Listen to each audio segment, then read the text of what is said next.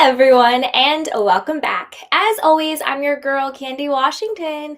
So before we dive into today's Kiki, which is all about season 15 of The Real Housewives of Beverly Hills, we are going to get into it. We're going to talk about how I was right about Bose. She is a complete flop, and now everybody sees why. We're going to talk about Ding Dong Dorit and how she is also failing at this point. We are going to get into Kyle, Erika, Sutton, Jennifer, Kathy. We are going to get into everything, and especially our girl Amanda Francis as well. Before we dive in, be sure to like, subscribe, and share. It's a fun and easy way to support me and the show. So for all my candy canes, welcome back. And if you're new here, welcome, get ready, and be sure to comment in the comment section. I want to know your thoughts, good, bad, otherwise. We can agree, disagree. We'll keep it cute and classy, but let's go. Okay, first up, let me put my little presentation up so we can really get into the nitty-gritty of all this, y'all. Okay, let's go. Let's start with Ding Dong Dorit and the hypocrisy of it all. So I would say right now with Dorit, her whole I don't give an F attitude, I'm going to smoke my cigarettes and call people, see you next Tuesday. It's giving tired. It's giving flat. It's giving we're over it. It's giving you are a bitter, broke Betty. Get out of here. You cannot make your entire personality coming after Kyle Richards. We get it. Goodbye, Kyle. Kyle can be annoying. She can be insufferable. She can be all of those things, but enough is enough, Dorit. Her whole thing with Kyle, you're talking to everybody but me. Kyle. Nah, nah, nah, nah, nah, nah, nah, nah. The reason why that doesn't work is because Kyle is actually correct. Everybody else is saying all these things about Dorit. You're late to everything. You're very disrespectful. You're scattered. Your home is in foreclosure again, if it ever got out of it in the first place. And yet you're acting like you're in a position to spend $4,000 at this random boutique in Italy or wherever you guys were. You don't have it like that, Dorit, and everybody knows it. Bose says you're in a financial crisis, and you're like, oh my God, Bose, you're amazing. You're right. Rachel is talking about you behind your back every chance she can get and then lying to your face about it. She was talking to Kyle about you being late. She was talking to Kyle about you losing you for 45 minutes while you were in the smoking section. Rachel, we're going to get to Miss Rachel. Rachel is two-faced. Rachel is a very dangerous friend to have, but we'll get to her and all this stuff. And then how Rachel was like, oh yeah, Kyle's being like a mean girl. That's mean girl behavior. Like, I don't like it when people say like everyone's talking about you. Okay.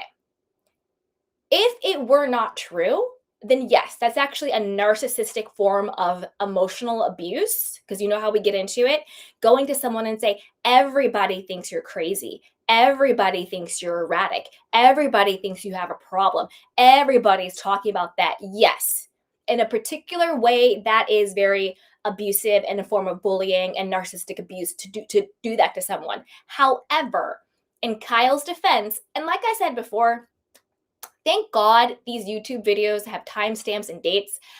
Last season, when everybody was against Kyle and they're all like, we're team Dorit, I was like, This season, everybody sees how it's really tired. And even though Kyle is less insufferable than she's been in the past, they're more understanding Kyle's position. At least I think so. But anyway, Kyle is correct in that assessment. Bose was talking about her. Sutton was talking about her. Erika was talking about her. Rachel was talking about her. So she's like, you're not going to take me out like that. You're not going to act like I'm the only person talking about you when everybody else was. Like, next, what else is going on, Dorit? And who would go to a book signing of a photo release when the book launched that's not even there, but cover photo? Girl, bye. And that also shows you how wrong Dorit is, because she's late to everybody else's stuff, but she always shows up on time for her stuff. You see what I'm saying? She doesn't want to support anybody, but then she wants to go off on everybody when they don't come to support her. Why would you? Why would Kyle show up? Why would Sutton show up? Why would Erika show up? You just called me a see you next Tuesday, said I was using you for a storyline to stay on the show, and then you expect me to come and champion you? You lost the plot. Again, Dorit, what else is new? Dorit needs to take a pause or just be fired outright. She's bringing literally nothing to the show other than bitter, broke. And she makes no sense. We're over it. Like this whole, you're a see you next Tuesday, you're this or that, we're over it, we're done. Like enough. This also goes back to what I always said. And now there's no denying it. Dorit never effed with Kyle. She never liked her. The whole 4Fox 5 thing, that was nothing but an alliance. I think she likes Lisa Rinna, and I think she liked Erika until Erika was like, nah, sweetheart, I'm keeping my diamond. I'm sticking over here with Kyle. I'm sticking over here with Kyle, who like low key produces the show. You know what I'm saying? But even if she didn't, I think Erika is just like, enough to read. Like, you're out of control. Also, you leave me in Italy, in a foreign country, and you just leave me with the gelato? Never again. Why would you ever be friends with someone who leaves you and gets in the car? Whatever. Anyway, that's a tangent. But like I was saying with Dorit, tired. Who is spending money on Birkins, a fake book, when your home is in foreclosure and you don't know where you and your children are going to go? I think that's another big reason why her parents took the kids for the weekend, or not the weekend, but for the summer, because I think there's something cuckoo going on with Dorit. She might be in her bathroom doing whatever Lisa Rinna said, but there's something cuckoo going on with her. And also when it comes to Dorit, there was nothing likable about her. There was nothing vulnerable. There was nothing soft. And then she goes after Amanda. Again, everybody tried to bully Amanda except for Kyle. Everybody tried to, but they couldn't. Amanda, to me, again, like I said before, I loved Amanda the first half of the season. And now I like how people are like warming up to her and like coming back to Amanda. They're like, Amanda's good. We'll get to her and she's fine. But going after Amanda again was crazy and also extremely hypocritical. Did you guys clock the hypocrisy with this?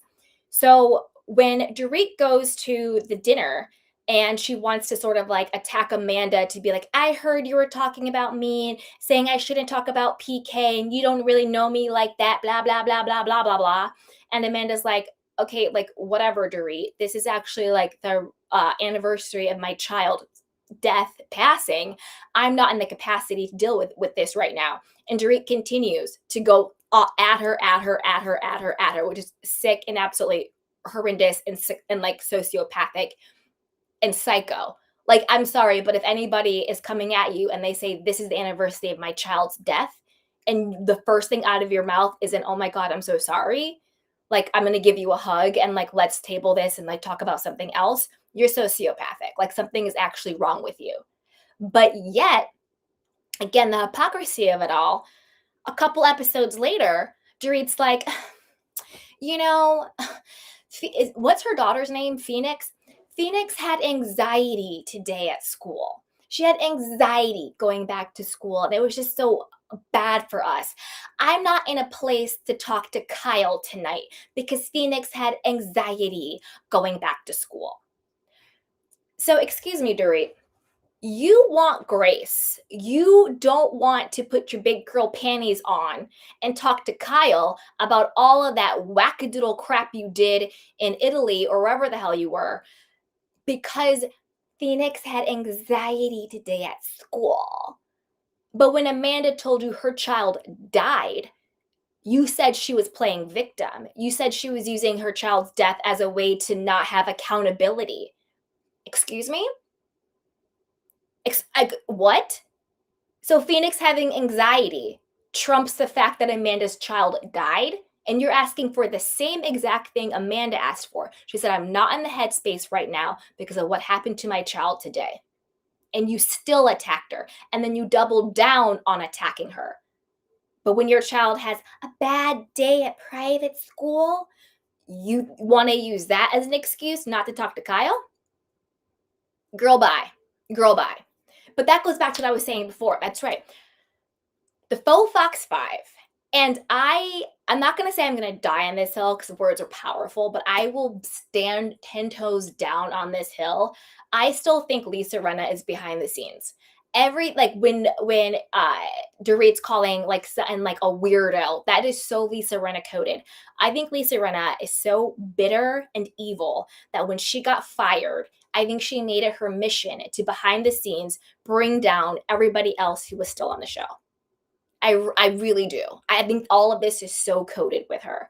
And again, like I said, I don't think that Dorit ever liked Kyle. I think she used Kyle for cover on the show to protect her position on the show while while she was there. But then when she realized that that was no longer viable, Kyle was onto it. The whole is Dorit and Mo smashing of it all, the whole PK and divorce of it all, the demise of the full Fox 5 of it all. She no longer felt like she needed to use Kyle for cover. So now her true feelings are coming out because the level of vitriol and bitterness, like Dorit can't even look at Kyle with a normal face. I'm not saying even friendly or loving, normal, neutral. She can't. She looks at Kyle with disgust and disdain. And we see that the next reunion episode coming up, they might even come to blows. They're like both standing up and going like this. That is a deep rooted disdain, borderline hatred for someone. And I don't think Dorit ever liked Kyle. I think their entire friendship was fake. I don't think Kyle knew that. I think Kyle was just being Kyle. You know how Kyle is. Kyle will use little minions to do her bidding and all that stuff. And I'm not saying that Kyle is innocent. We all know what Kyle has done to Lisa Vanderpump and to other people, obviously.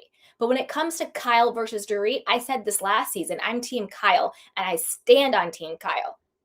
Dorit is tired, like next. And their whole feud is tired, next. You know what I'm saying? So there is that. Okay. Now, let's see, and we'll come back to Dorit. Let's see all of that. Now, let's get into, and put your questions and comments down below in the chat box. If you want me to come back to anything or talk about anything else, we can get into it. Oh, Cries said, I thought we were getting into the Summer House of it all. Oh, we will. I will do a live on Summer House, but this one we're going to do Beverly Hills for this one. But stick around. If you have questions on Summer House, we can get into that too, but stick around. And hi, everybody in the chat box real quick. Hey, Tay Tay. Hey, Lauren.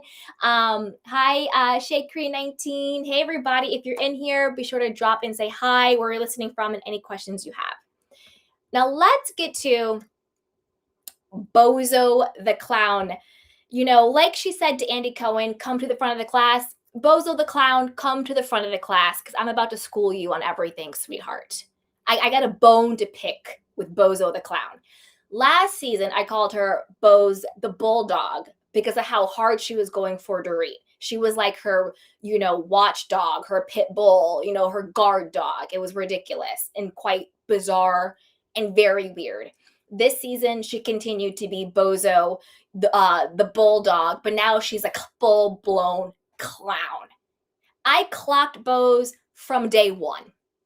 From day one, I clocked her. Last season, I couldn't stand her. She is a pick-me.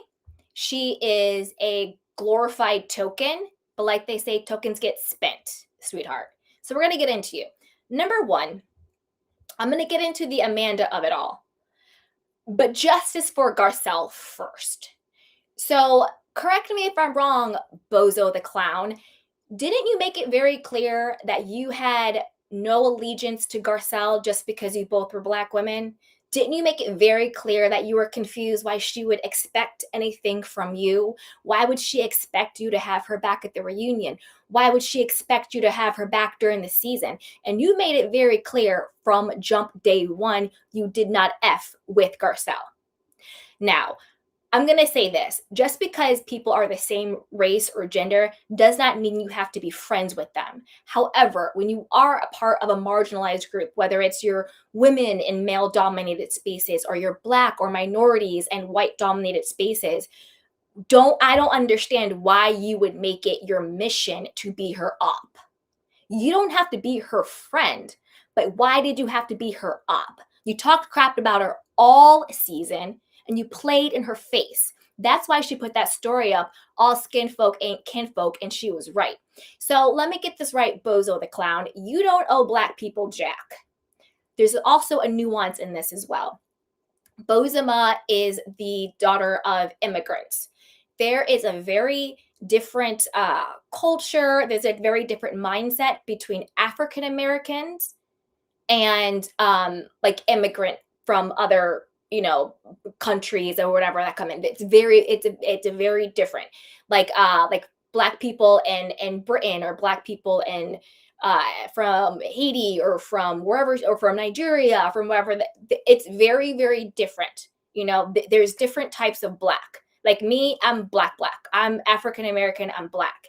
Bose, to me, is anti-black.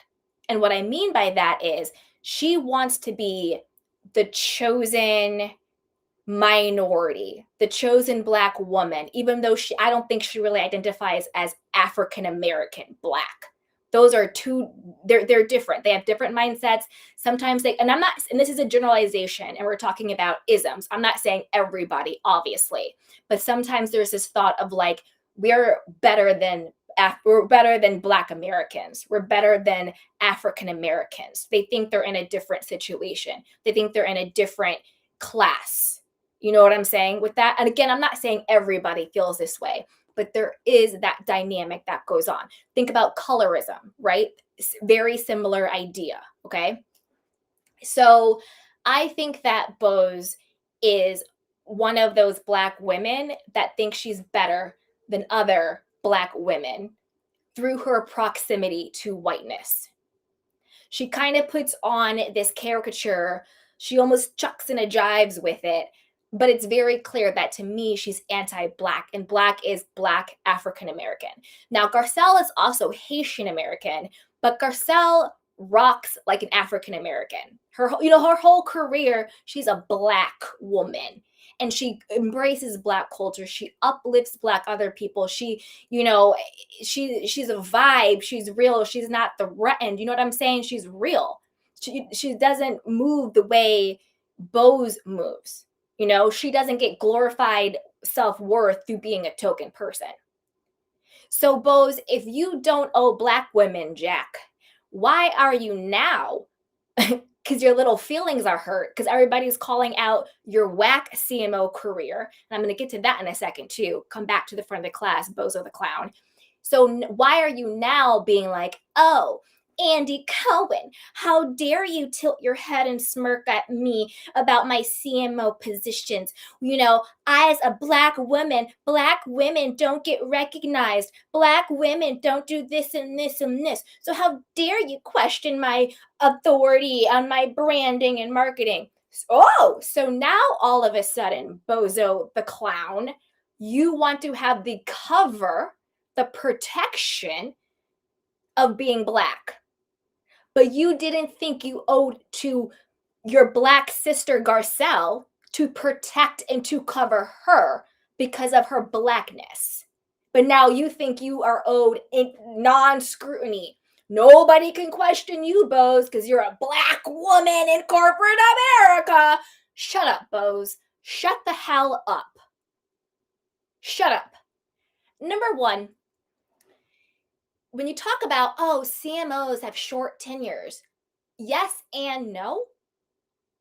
Sure, sometimes if something goes wrong at a company, they have a fall guy. They're going to say, it's the marketing process or that. But what you actually described, Bose, is a consultant, a person who comes into a business for a particular problem to solve. And this is what she said. For a particular problem to solve, they come in, they help solve the problem, and then they're done. That's project management. That's a consultant who comes in for a very particular thing. A CMO actually oversees all branding and marketing, digital, customer experience of the entire brand itself across projects. So as a CMO, you actually should have been managing the project managers. What you described is a project manager consultant. I'm coming in for a particular reason. I'm going to tackle this, and then I'm getting out. Now, I get it. CMO tenures can be from two years. Some people are CMOs for 2 years. Some people are CMOs for 20 years. Okay, ma'am? So get it together, sweetheart. I have a question for Bose. Since you had so much bravado to go after Amanda for literally existing, you questioned her business every turn you could because I actually think you were trying to get some game. You wanted to know, well, wait, what do you actually do? How do you do it? Because, like you said, your online course and your online brand doesn't make any money. And I'm starting to think, where do you get your money from, Bose? Because when was the last time you had a corporate job? I don't think your badass Bose workshops are bringing in money. Your online courses are not bringing in money. You said it yourself. And this whole charitable deal thing, that's a wash. If it's charitable, why don't you give it away for free? But you charge people for it. I'm confused. I have online courses. If nobody bought it, I wouldn't lose money actually, because it's a digital thing that I created. So I only make money off of it. So I don't know how you're actually losing money. You're that to me, like once you create something digital, you can sell it and sell it and sell it. So even to me, that's whack as hell. I don't even know what's going on with you. How do you have your money? Because I sure you worked at Netflix and PepsiCo, all these brands, but for as much money as you claim to have, where is it coming from? I think you got your money from your corporate jobs, yes, but I also think you got a lot of money. And again, this is just my opinion. This is speculation. This is a dream because I don't come after me to sue me, Bose. Okay. This is a dream. This is my opinion. I think you got the bulk of your money from, and I'm trying to be as sensitive to this because even though I don't like you, Bose, I'm actually not a mean person. I think you probably got the bulk of the money from your deceased husband's estate. That is what my gut says. Do I think you made a lot of money in corporate America? Sure. But when was the last time you had a corporate America job? I'm confused. You know what I mean? Your husband, and God rest his soul, rest in peace. I don't mean to be disrespectful to someone who had, someone you love pass away. That's horrible. So I'm not trying to make light of that. But I'm pretty sure maybe life insurance, maybe he had a lot of money. I'm sure she was the benefactor. She had the daughter. I'm just like, you want to sit here and call Amanda a fraud, say she's in a cult, question her every single second. Where's your money coming from? And apparently you have enough money to be cool with keeping a man. Because let's talk about, before we get to Keely, let me finish my thought about her whole CMO bull crap. If you're such this badass PR, marketing, branding person, I have two questions for you, Bose. My first question is, why were you teaching basic salary negotiations in your online course free, and you were teaching this at Harvard, which is basically just like a 3-day workshop for free, like come on, like you're kind of acting like Dr. Wendy Osefo here when she was just like an adjunct professor, but that's a whole different conversation. So you did basically a 3-day workshop for free at Harvard, and then what you did was you repurposed that content into an online course that nobody is buying, correct? Why was that course not on what you say you do? Why was that course not on marketing, whether it is, marketing as yourself as an influencer or content creator, or marketing for corporate brands, being in the corporate space, how to become a marketer, how to do your job correctly? What are the pillars of that? Why are your courses not on branding? You're creating your own personal brand, or how do you create a product brand? How do you create a corporate brand? What are the different types of brands? I can tell you the different types of brands. There's the vision brand, there's the founder brand, there's the product brand.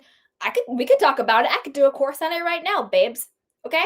Why was your course not on PR? They say, oh, Bose PR, but your course is on how to talk to HR about getting a raise and negotiating that? I'm confused. Shouldn't human resources be teaching that class? When you come to human resources, wanting to negotiate salary and your position, shouldn't somebody in HR be teaching that? Why would a CMO be teaching people how to negotiate a salary? Shouldn't you be teaching CMO stuff? That was a red flag for me. Second question, Bose. Since you're this amazing, hot shot person, according to Chat GBT, and by the way, Bose, in my opinion, you and Erica were dead wrong. You're a bunch of jealous, bitter, broke women. And I'm not going to age shame, but you're jealous because Amanda, just like she said, she's younger than you, she's hotter than you, and she's richer than you. And y'all all came across, and I'm going to say old, but I'm not age shaming. I'm only saying it in reference to the way they are treating her because of her age. Not that I think there's anything wrong with being young or old or anything like that. I just want to make sure that's very clear. You came across as very old, broke, bitter wenches. That's all it gave.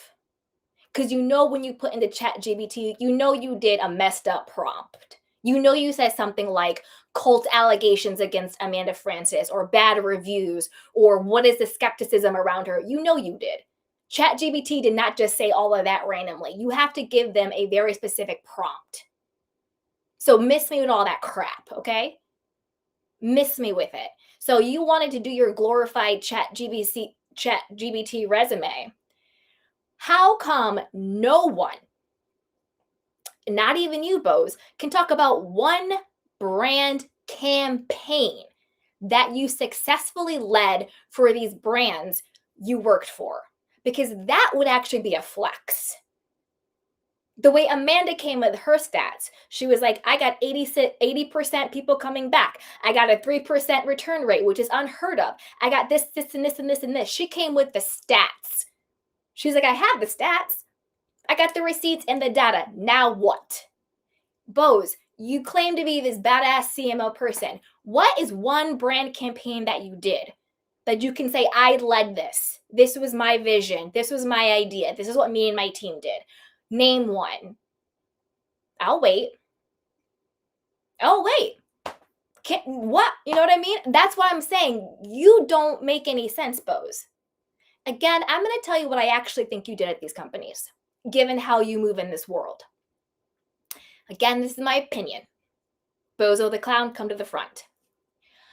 I think when these corporations needed to fire, demote, rearrange minorities, I think that's when they brought you in. They brought you in to make those decisions, make those cuts or whatever they needed to do, so that they would have cover from any potential, lawsuit about discrimination.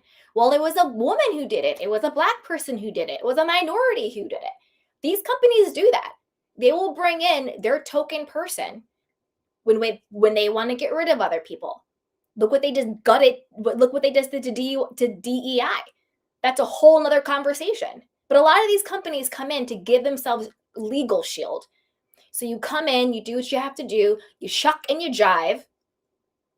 Like, look what you did to Garcelle. Look how you protect Dorit at all costs, which is cuckoo for Cocoa Puffs to me. I'm confused. And then they give you a little check, your CMO check, and then you're off 2-3 years later to do it again at another company. That's what I think. Because you're too comfortable playing that position. You get your value and your worth by your proximity to whiteness, and you're very anti-Black. It is what it is. It is what it is. I think she thinks she's better than African American women. And she's gonna, I'm not one of those. But she's gonna chuck and jive and all this stuff. Suppose miss me with everything about you. Now, let's talk about the Keeley of it all. Number one, and again, I got to be very careful because I'm about to go a little in on her, but I don't want it to come across wrong, okay, in any way, shape, or form. I don't know how old Bose is, but I'm guessing 40s, 50s maybe, and the whole IVF journey. I want to be very sensitive because, again, I don't think there's anything wrong with trying to have a family, regardless of your age or whatever the case may be. A lot of women struggle with fertility. A lot of women do alternative ways to get pregnant and to have babies and to have families. And that is all very, very beautiful. So by no means am I trying to be disrespectful to any person's journey to parenthood. I couldn't imagine being in that position, but it felt very disingenuous. It felt very performative. And again, I feel gross saying that as a woman to another woman, but there just something doesn't pass the sniff test with all of this. And again, with Keely, she talks about him like she doesn't really know him that well. She's like, oh, when I went to San Diego and I stayed at his place and he left, I went through all of his cabinets and I went through everything and blah, blah, blah. It's like, what? Like, this is the man you're saying you're doing IVF for? This is the man you are waiting for a ring for? And you're like doing deep dives in his apartment in San Diego because you don't trust him and you don't really know him like that. To me, Keely gives paid actor vibes. It's something just does not feel right. And her daughter has that look on her face, like she's like, I'm smiling, but I'm really dying inside. Like, even her daughter is like, Mom, this is a joke.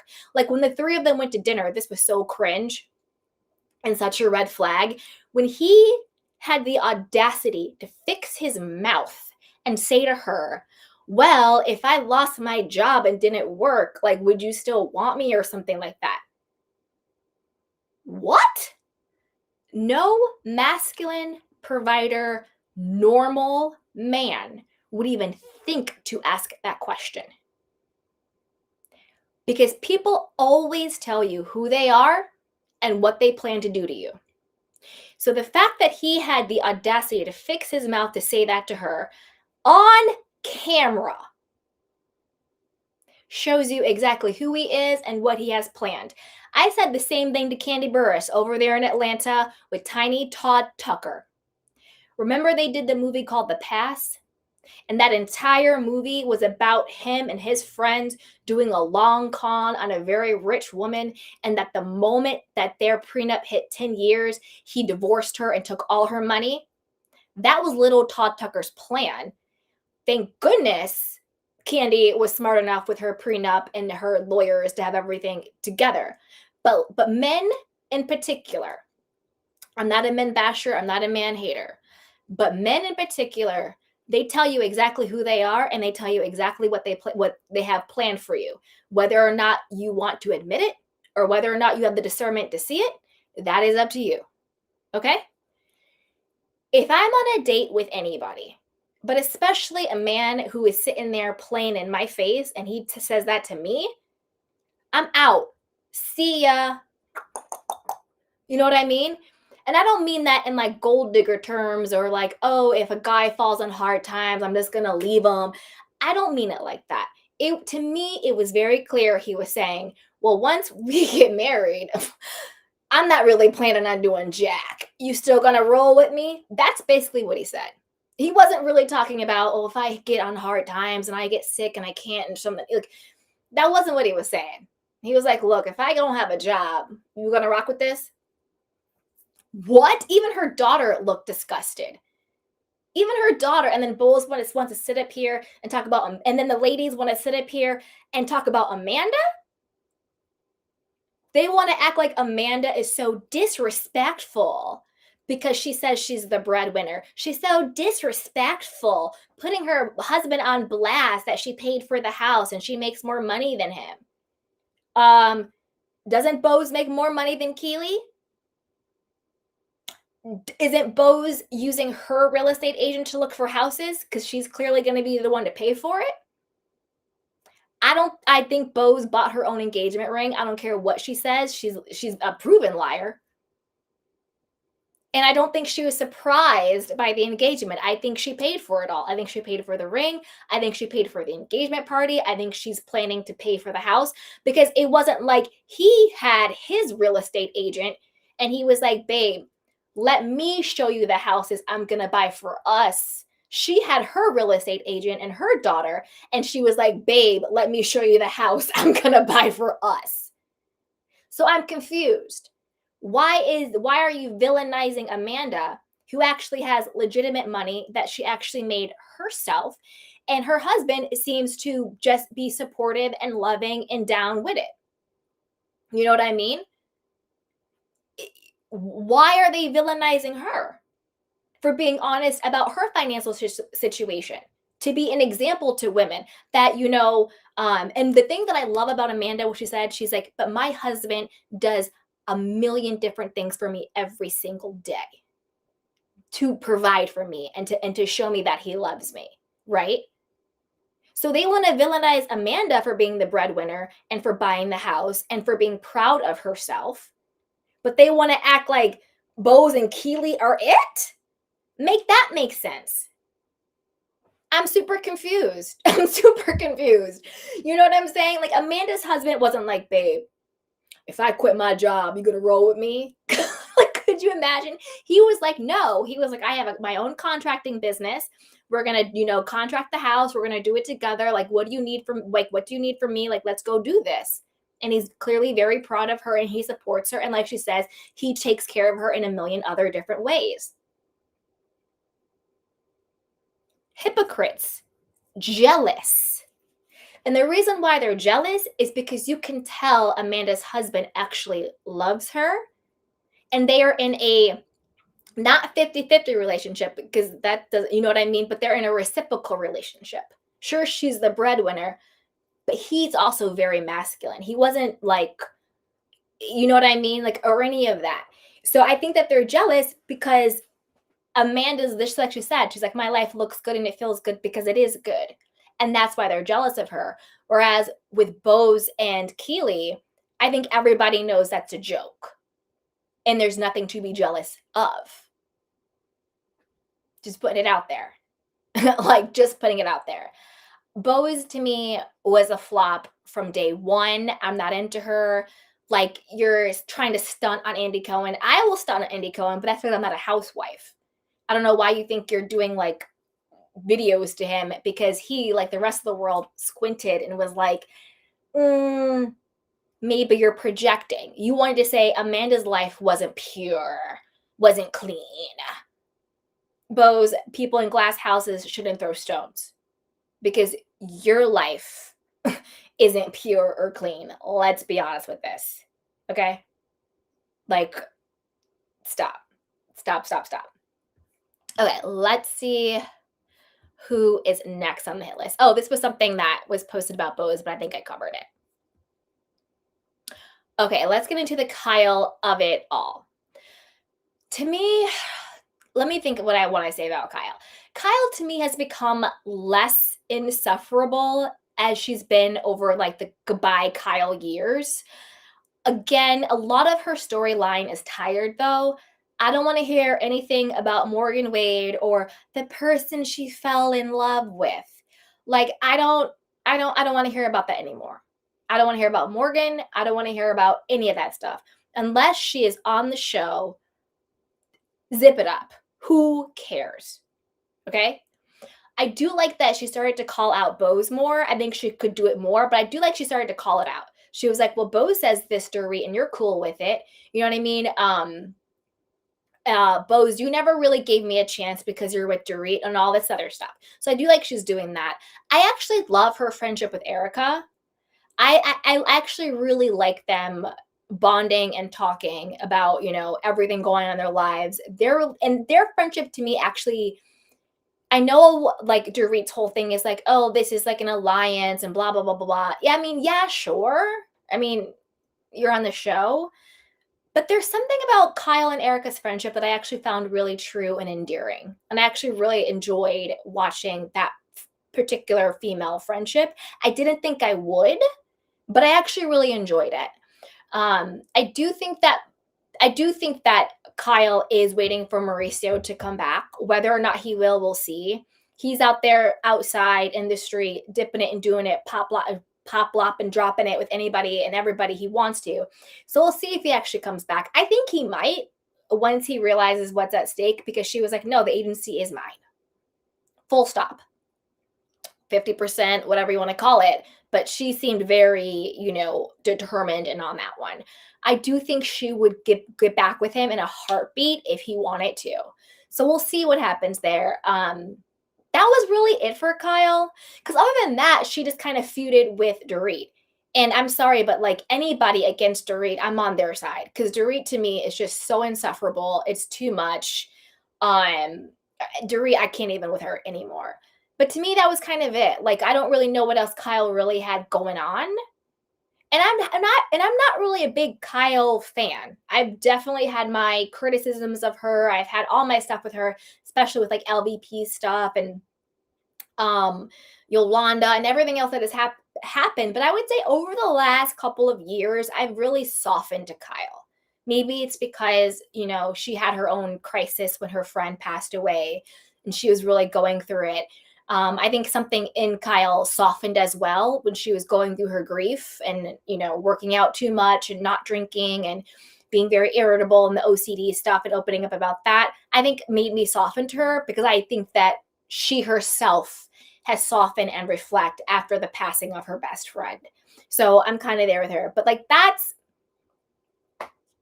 kind of where it is with Kyle. I mean, I don't know. What do you guys think? Put it down below. What do you think about our storyline? She's the longest running housewife at this point. I don't really know. That was really kind of it for Kyle. But let me know what you guys think. Let's see. Okay, Amanda. I loved Amanda from day one. I think maybe unlike a lot of people, I already knew who Amanda Francis was. Like I follow her on Instagram. Like me and my friends actually bought her courses and we would like do them. We'd do them together sometimes. And they're fun. Like I actually really like Amanda. I have her Rich AF book on Audible. I listened to that years before she was on the show. I also saw her episode of Selling Sunset. She was actually insufferable on that. I wouldn't recommend watching her on Selling Sunset. That was not her best. She really was insufferable. But other than that, I actually really liked Amanda. I think she was like fresh. She's young. And I love how unbothered she was by these bitter, broke Bettys. She was completely just like, anyway. And I love at the reunion how when Andy was like, oh, like, what have you learned about yourself in the during the show? And she goes, you know what? I'm just gonna say how I feel. She was like, this isn't scary. She basically was just like, I'm not. She's basically, looked at them and was just like, I'm not clocking or checking for any of you broads. She's like, this isn't scary, and I like all of your hearts. That was a very slick way of saying, y'all have nothing on me. Like, what is there to be scared of? Like Dorit is in foreclosure, getting a divorce, has no money, is broke, and is trying to front. Rachel Zoe over there with her two faces is also going through divorce and is probably broke too. I'm going to get to her. She had nothing going on. Bo's over there having a mental breakdown anytime anybody asked her a question about a CMO or her failing businesses because Bo's can give it, but she can't take it. Like, that's the thing. You can't be that much of a bully. You can't be that critical and judgmental of other people, but then literally lose it when somebody has anything to say or ask about you. Very thin-skinned, cannot take it at all. So, there's Bo's over there with her like fake Keely stuff, like miss me with all that nonsense. And you have Erika over here who's facing a $25 million lawsuit, trying to school Amanda on anything. Like, sweetheart, your husband is in prison for running a big legal, basic, like Ponzi scheme, stealing from clients, all of this, that, and the third. Like, what is she like? Sutton, who is just like a pathetic pick-me. Sutton missed me with her. We're going to get to her. She basically looked at these women and was just like, this isn't scary. Because look at my life and look at theirs. She basically said, they could never. You know what I mean? That's why they're so bothered by her. That's why they're so bothered. Why do they think they have to keep trying to school her when she's, like she said, my life looks good and it feels good because it is good. Why are they trying to school the only woman on that show, maybe other than Kyle, who made her own money? Really the only woman on that stage who is in a healthy relationship marriage. Everybody else is divorced or paying people to date them, allegedly, in my opinion. Okay? And it's just like, come on. So I actually like that's the thing. They didn't catch her shade, but she was just like, they could never. This isn't scary. Whatever. Anyway, you know what I mean? And she would say something so just matter of factly, just stating the facts, and they would lose their minds. I love Amanda. I think she's great. I want her to come back, but I want her to bring some of her friends. I would love to see more of Amanda's world and less of these bitter, broke Bettys. Because let's be real. Oh, speaking of these bitter, broke Bettys, remember when Erika at the reunion was like, oh, you need to lead with your heart and your soul. You can't lead with that stuff. You can't lead with the money. You can't lead with designer clothes, blah, blah, blah. You can't lead with that. Excuse me, Miss Pat the Puss. Aren't you the one who led with, I spend $40K on glam a month when you came on the show? Wasn't your whole thing about you? You did a whole tour of you and Tom's mansion estate and how you had a chapel in your mansion, and you had all of this artwork and all of this huge things, and Tom has all these awards and all of this stuff, and you have your own glam squad and your own, being a singer, Erika Jane, and all your costumes and jewelry and your $250,000 earrings that you went to court to fight to keep. Aren't you right now in a $25 million lawsuit because Tom, I'll just say allegedly funneled his stolen client's money to your Pat the Puss LLC, your Erika Jane, to do all of this stuff with all of your designers and your $40K glam a month, and aren't you the person who literally sang the song "It's Expensive to Be Me"? And you want to have the audacity and the delusion and the bitterness and the hate because your life now is a reflection of your soul. It's in shambles. Now you want to say to Amanda, you can't lead with that? Excuse me, ma'am. Isn't that the only thing you have ever led with? Make it make sense. I'm really confused. And then all those other bitter Bettys, yeah, yeah. What? Rachel Zoe? Isn't your whole thing about celebrity and designer and I die? Are you okay? No, Rachel, are you okay? We're going to get to you in a second, sweetheart. Isn't your whole personality about designer clothes? And every word out of your mouth was, this is vintage. This is vintage. This is from the archives. Wasn't that that's all you said, babe? I'm confused. Dorit is over here going into extra foreclosure. Cards getting declined left and right, trying to front. But you want to say Amanda can't talk about the money she has earned? And at the end of the day, I don't think Amanda is a scammer. I don't think she's a fraud. I think that what her business is exactly what it is. She teaches mindset and she teaches spirituality. She does not teach financial literacy. Bose, since you're so bothered by it, why don't you do a course on financial literacy that actually breaks down financial tools? Why, again, Bose, why is your course on this is how you negotiate a raise? We all know how to negotiate a freaking raise. You go in, you say, these are the things I've done, and you ask for a percentage bump.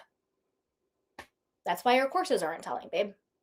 Amanda never said, my courses are on financial literacy. She has always said, my courses are on mindset, manifestation, and spirituality. Now, if you don't buy into that stuff, that's fine. Then don't buy her courses. But a lot of people do. And what gags me when I was watching them go after her so much, I was like, I'm confused. I'm confused.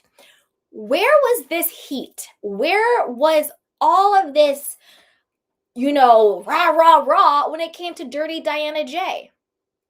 I'm not going to say her full name on here because she likes to come after content creators. But remember Dirty Diana J? Remember all of the allegations around how her and her husband got their money? Around the schmexing trafficking? Around young boys and young girls and vulnerable people? Wasn't there some book where you could, order and all this other stuff? Wasn't there a lot of questions around how Dirty Diana J got her money? But no, everybody was up Dirty Diana J's butt. Everybody was kissing her butt. Everybody thought she was so cool. They were all up her butt, wanting to hang out with her and da da da da da da. So you're going to tell me you have zero questions, zero problems breaking bread and kikiing with someone who has decades of allegations of human schmecks. You know what I'm saying? Trafficking. And she's cool, she's gang, you're fine with her.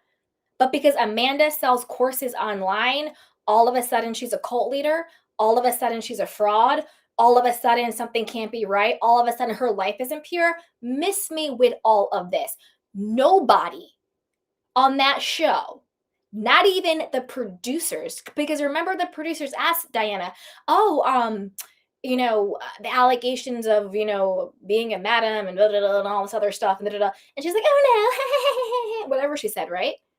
So the producers knew about these allegations and they still casted her. Clearly, everybody on that set, all of her castmates knew these allegations. She didn't get nothing. But Amanda sells literally online courses about women feeling good about themselves, about women believing in themselves, about women, tapping into their own inner power to create a life that they want and they want to feel good about. And she's clearly very good at it. Whether you like her content or not, she's killing it. You want to come after her and question her and try to bring her down? Make that make sense. Because not one of them had a problem with Dirty J. They were at her house singing Christmas carols and getting drunk and doing this, that, and the third, right? So it's cool for someone to allegedly make their money how they made it, allegedly, through shady business. But God forbid you sell an online course. These women are trash. Like they're trash. Like I am actually getting so I'm getting so mad right now. I am getting so mad right now. You know what I mean? Like to me, that is crazy. I thought Amanda was a breath of fresh air. I loved watching her and her kids. I loved how passionate she was about her business. Her fashion style and sense is not, we don't have the same, but I appreciate hers. Do you know what I mean? Like, I do think she's stylish for her. I do think she's really cute. And you know what? I loved that she said to the camera guy, make sure you get my Chanel bag. Hell yeah. If I'm on a reality show, if I'm on the Real Housewives of Beverly Hills, am I doing the thing and I have on a cute outfit, I got my matchy. I got my Chanel. You're damn right, cameraman. What's my angle? You know what I'm saying? Like, yes, get it head to toe. Why not? Because all those women are hypocrites. Pat the puss, Erika Jane, head to toe designer all the time, losing your mind, And again, Erika wants grace, because remember she said, oh, the alleged victims. So again, Erika, you're trying to hang on to all of this money, and we don't have to say alleged anymore because your husband is now convicted in jail and prison for what he did. In my opinion, you were at minimum complicit. I don't know if you actively participated, but you benefited from, and I do think you knew. That's my opinion. I'm allowed to have it. You want all that grace, but you're skeptical and you want to chat GBT about how Amanda makes her money in her brand. Did you chat GBT about Tom Girardi and all his victims? Did you chat GBT on that? Because you're trying to hold on to blood money, but yet you want to talk about Amanda having a problem with the money that she earns through her own blood, sweat, and tears, her own equity that she's put into her business that she created from the ground up. I don't think Amanda has any victims out there. If you bought an expensive course and now you're mad that you bought the course, I don't know if that makes you a victim. That's buyer's remorse. We've all done that. Oh, I shouldn't have bought this. It's not really a fit. Okay. I'm not a victim of anything. I just bought something that wasn't a fit. I don't think Amanda is out here stealing from victims and then throwing temper tantrums because the government and those victims want their money back. So again, make that make sense. You have housewives who have literal victims who everybody wants to giggle and gag over. It blows my mind. Blows it. Absolutely blows the mind. I'm so confused by all of it. So confused. But to me, Amanda, no notes. I hope you do come back. I know you were saying, why would you want to do that again? I want you to do it again. I'm an Amanda Francis stan. I think she's great. I loved her from day one. I hope she comes back, and I hope she brings back some of her friends. Like, I would love to see her and her friends and like how they do it, like young, rich. And again, I'm not age shaming anybody because I feel the same thing about Jennifer Tilly. When I get to her, I'll talk about her. I love Jennifer Tilly, and she's like 20 years older than Amanda. So I'm not age shaming anybody. I'm just saying it is what it is, what it is. So I'm team Amanda on this one. Okay, Rachel Zoe. Now let's get to the snake of it all. I never watched the Zoe Project or the Rachel Project. What was it called? The Rachel Zoe Project. I never watched that. I'm not into Rachel. I think she's I die. Are you okay? Like, Rachel, are you okay, babe? Number one, you're two-faced as hell. You do talk about Dorit behind her back. You talk about Kyle behind her back. You talk about Amanda behind her back. You probably talk about Bose behind her back, but we just didn't get it on camera. You're not anybody's friend. Also, Rachel, I don't know. There's just something off. I think maybe your finances aren't financing. I think maybe you chose to do the show because I think you might need the money now. Did anybody else notice that Rachel didn't really buy anything this season? You know how Dorit had her whole tirade about, oh, Rachel's friend opened her store to us in Italy and shut it down. And I didn't want to be I didn't want no one to buy anything. So I spent $4,000 there. My first question was, why didn't Rachel buy anything? If it's Rachel's friend, Rachel should have been the first person to buy something. Because I clocked that. I was like, Rachel always goes shopping with Dorit. She's always like, oh, this would look so good on you. Oh my God, I die. Oh my God, I love it. And she gets Dorit to spend the money that she does not have and put it on her credit card that is probably maxed out. But she doesn't buy anything. Maybe little things here and there, but nothing that you would really think of as like Rachel Zoe. Did anybody else clock this? I'm getting maybe there's money trouble vibes. She is going through a divorce. That always brings stuff up. You know what I mean? I don't know. I just felt like I just got the gut feeling Rachel doesn't have as much money as maybe she either used to have or she wants people to think she had. If that makes sense. I don't know. Something about Rachel is just rubbing me the wrong way. I just thought that she was very, again, she's in that bitter Betty crowd.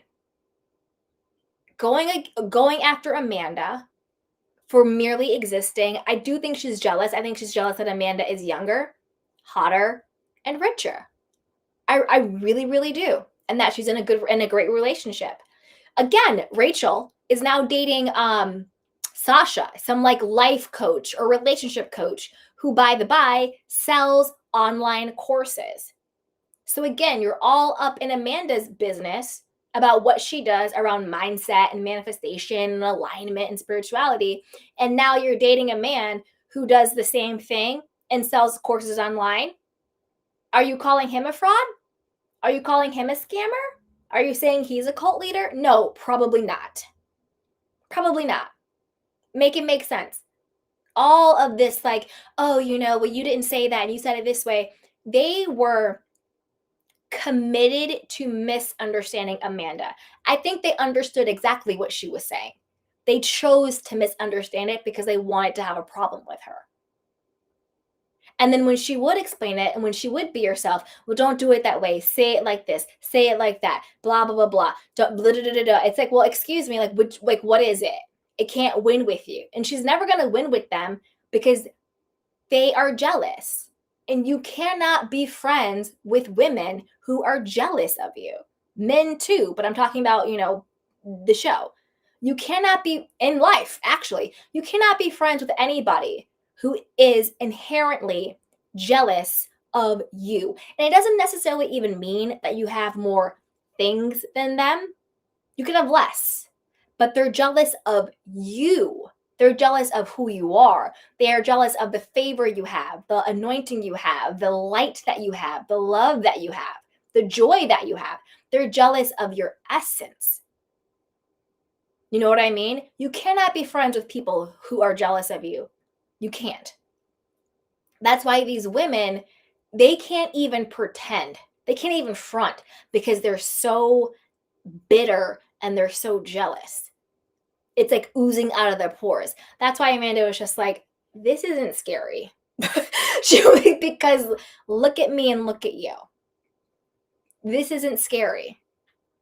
And that's why Amanda never even had to go hard. All she had to do was every now and then state a fact. Oh, you said your courses weren't making any money. Bose lost her damn mind. Oh, Dorit, you outsourced your wealth to a man and that didn't go well for you. Dorit lost her damn mind. Erika even got activated. I thought you were talking about me. I mean, she could have been. All of them were bothered. All of them. Sutton was pretending. I mean, Sutton to me, but Sutton is just so thirsty. Sutton's just thirsty for anybody to like her. I don't even care about Sutton at this point. It was ridiculous. Okay, what else about, let me see. Oh, that's, okay, also with Rachel, she needs to miss me this whole, like, that's so mean girl. You're a mean girl, Rach. You're a mean girl. And you're fake as hell. You're fake. I think that Rachel saw that last season, Dorit was having her, like, rise. Like, I didn't fall for the BS. But, a lot of the consciousness of the fan base was like, oh my God, Dorit, she's smoking cigarettes and swearing and she's giving it to Kyle. Yes. There was a lot of like hoopla over Dorit, right? She was having her big moment. I think Rachel saw that and was like, oh, I'm going to cling to Dorit. She already knew Bose. Bose, we already know the bulldog Bose. Of course, Bose is going to be all up Rachel's butt because we know how she is. So Bose kisses Rachel's butt. Rachel kisses Dorit's butt. And Bose kisses Dorit's butts too. So they had a little alliance over there.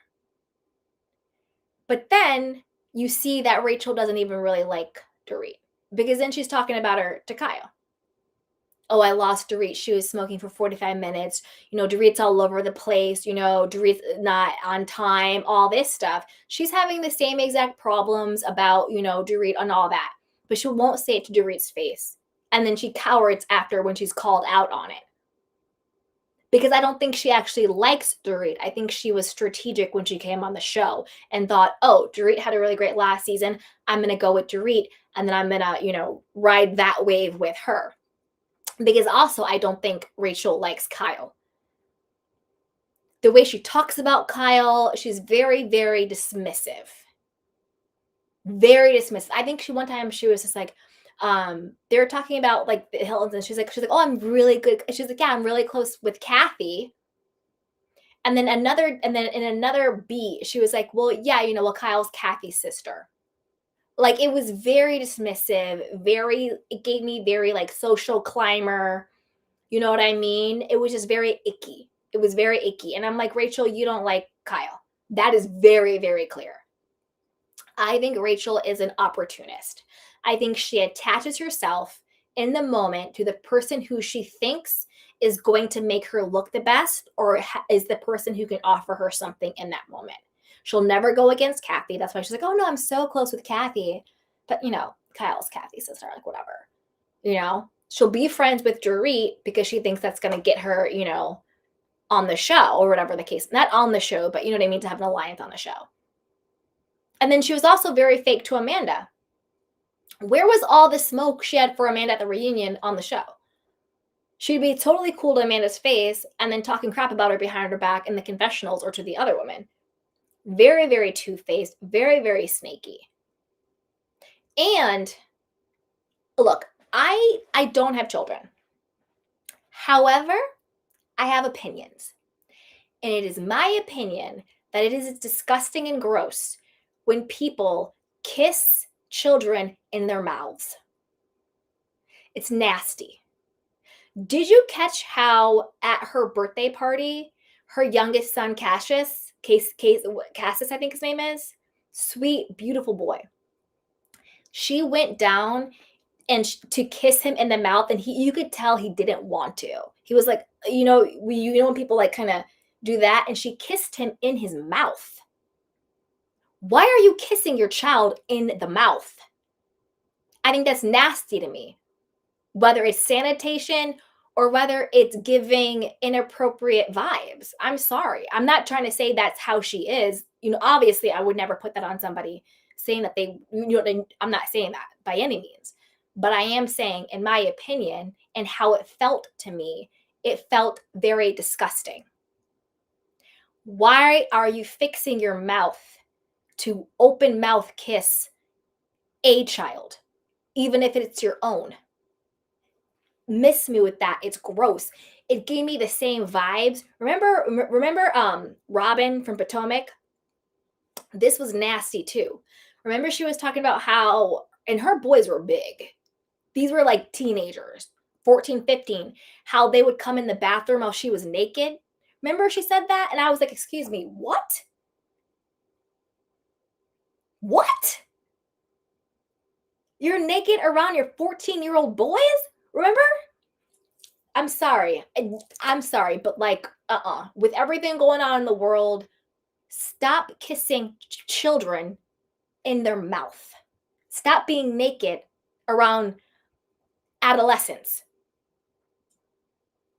It's disgusting and it's weird and I don't like it. There's something icky about Rachel. There is something very off. There's also something very icky and weird about Roger too. Her soon-to-be ex. There's something weird about him. There's something weird about the whole thing. My gut, I think there's something going on financially with Rachel. She didn't buy anything. You know what I mean? I don't know. Maybe she's a stylist. Maybe she's used to borrowing. I don't know. But something just seemed a little off with the money. Just something not right. Okay, let me see if there's anything else I want to say about Miss Rachel. Yeah, I think I covered her. Okay, who else is there? Okay, Sutton. This will be quick. This will be quick with Sutton. Sutton, I don't need to see you anymore. Without Garcelle, you're not a vibe. Garcelle was your cover. Your friendship with Garcelle, which I do think was genuine, I do think it was authentic, but that was your cover. I don't care about this whole Sutton Brown contrived storyline. I don't care what you call yourself. You're still boring. I'm tired of this pathetic pick me energy.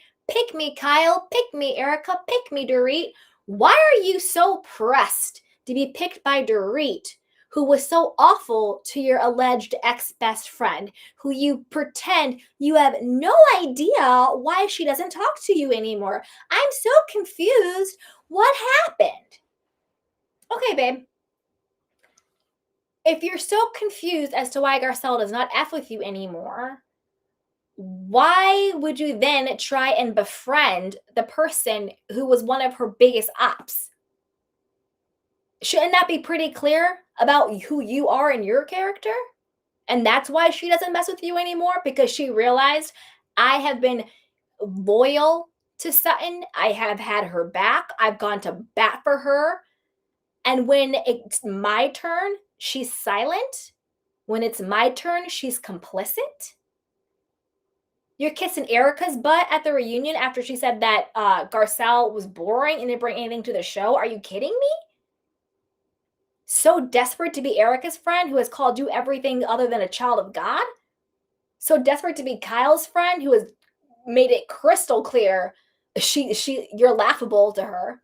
You're disposable to her. Kyle rocks with you when she has nothing and no one else to do. Other than that, Kyle doesn't really care for you either, to be honest. But yet you're so pressed for these women who have treated you so poorly, so disposable. You're having a mental breakdown because Ding Dong Dorit is like, I don't want to talk to you right now. I'm going to hate you forever. You're going to hate me forever? Like, what? She doesn't like you. Get it through your head. You messed up. You had Javi, who was great. He's gone. You had Garcelle, who was wonderful. She was the vibe for you. She was it. She's gone. I hope she comes back to the show, though. I really do. Anyway. And she was like kind of hinting that like she would. So I hope she does, when the time's right. Anyway, she's gone. You had Jennifer Tilly. She doesn't like you either. Surprise. Because she even told it. She was like, this is why Garcelle left. Because it's always about Sutton. And you can tell Jennifer Tilly, and I like Jennifer Tilly, but you can tell Jennifer Tilly tolerates Sutton. One, because Jennifer is kind of a people pleaser. She kind of doesn't really say what she really feels. She kind of, she's kind of like a Kathy, like, like kind of like has this cover of this sort of like, whimsical, I'm this sort of like ditzy la la la old lady, like not old lady, rich old lady, ha ha ha ha. When really Jennifer and Kathy are two of the most strategic women I have ever seen. Jennifer's extremely strategic. Extremely. She's very likable. And her money is legit. And she's strategic with it. And her alliances.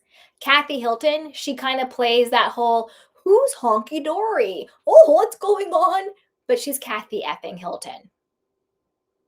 You don't become Kathy Hilton without being extremely strategic. They play these games and they're funny. I enjoy it. I enjoy the persona of Kathy Hilton. I enjoy the persona of Jennifer Tilly. I love it. It's funny. It's a vibe. But don't get it twisted. These women, by no means, are hapless and ditzy and no. That is a character that they are playing. You don't become Jennifer's and Kathy Hilton's on accident. You understand what I'm saying? You understand what I'm saying? They are the two richest people on that stage. Because I think Jennifer has more money than Amanda, I'm sure, because Jennifer Tilly has that Simpsons money. Okay? And then Kathy has that Hilton and Rothschild money. That's long all day money, okay? They didn't get to where they are and have what they have by being half-wits. But it's a very likable and light and fun character that they are playing. And don't forget that. They are playing these characters. Jennifer Tilly is an Oscar-winning actress. This is all a role. Roles that I personally enjoy because I really like them. But they're playing. I don't think Jennifer really likes Sutton like that. I'm just being honest. I think they do. I think they did have a very real friendship, but I think that Jennifer has gotten to see more of who Sutton really is. Do you know what I mean? So that's just kind of how it is. Let me see. Her beef with Dorit at the end, it was so forced, whatever. And that's kind of all I really have for Sutton. I mean, I'm sorry, but like, I'm tired of, oh, my kid is going off to college. My children are going up. Yeah, that's what happens, babe. Kids go to college. Stop it. Like, stop. I personally, actually, hold up. You know what had me sacked, and which I wish they would have explored more? Can we talk about Sutton and the ex-husband and his new girlfriend, fiance, who was Sutton's ex really good friend, and how the friend and her husband used to vacation and party with Sutton and her husband, and their sons are friends. Like, to me, like, that was the tea. Like, why was that not way bigger on the show? Like, that is the juice. Like, that's some juice. That's the Real Housewives juice. So you mean your friend, who you guys are double dating on the yacht, double dating on the private jet, was smashing the homie? Was smashing your husband the whole time? And then her husband kicks her cheating butt to the curb, and now she's dating your man, your ex-husband, and now he is saying, "Oh, in the Catholic Church, we never got married. In case my new chick wants to get married, we want to do it in the Catholic Church." Like, to me, that was more of tea. I was like, "Wait, why is this not why are we not diving into this? Like, who is she? What happened? How long were they smashing?" Like, the son came, like, the son went to Sutton and was like, "Yo, did you know our friend's mom is now smashing dad?" Like, to me, that was the juice. We glazed over all of that. And instead we got, "I'm Sutton Brown. And my whole personality is trying to get Kyle and Erika and Dorit to like me. Why don't you like me? Because you're a pick-me." Okay? And pick-me's get picked over. Okay? That would have been a vibe.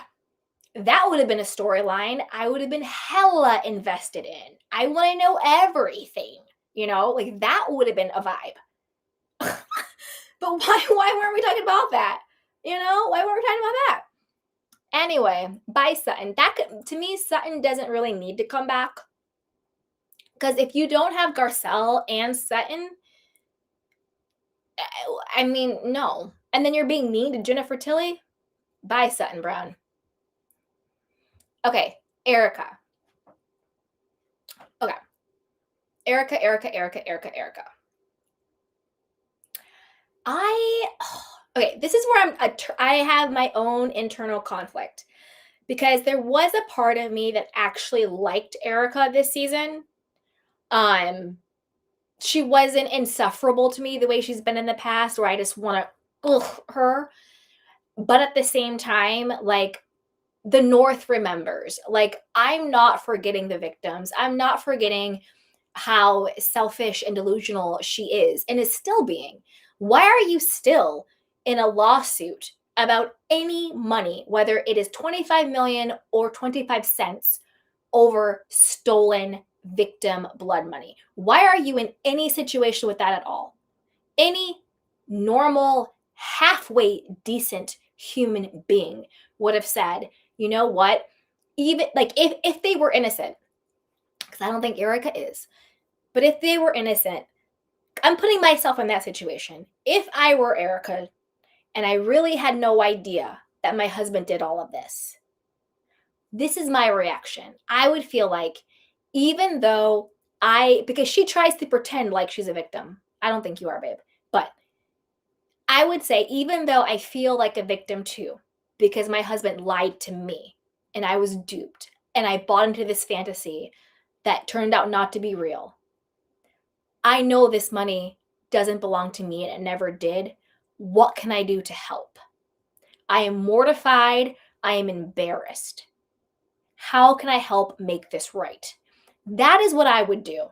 I would not be losing my damn mind, saying alleged victims, going off on people who have the audacity to question you. I wouldn't be dragging out lawsuit after lawsuit over earrings, over this, that, and the third, over purses and rings and all of this other stuff. I wouldn't be playing the victim. I would actually be a victim. And because I actually was one, I would have empathy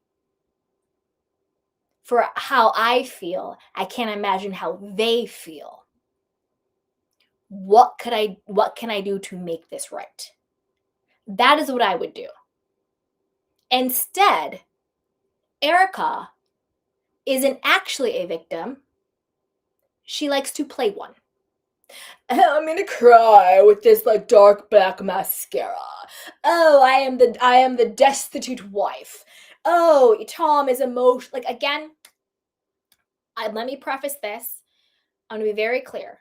I am not making light of or diminishing actual victims, people who are truly victims of emotional abuse, physical violence, or anything like that.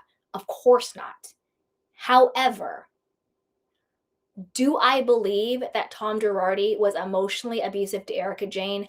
I do not. And I do not think he was financially abusive either, like she tried to claim at the reunion.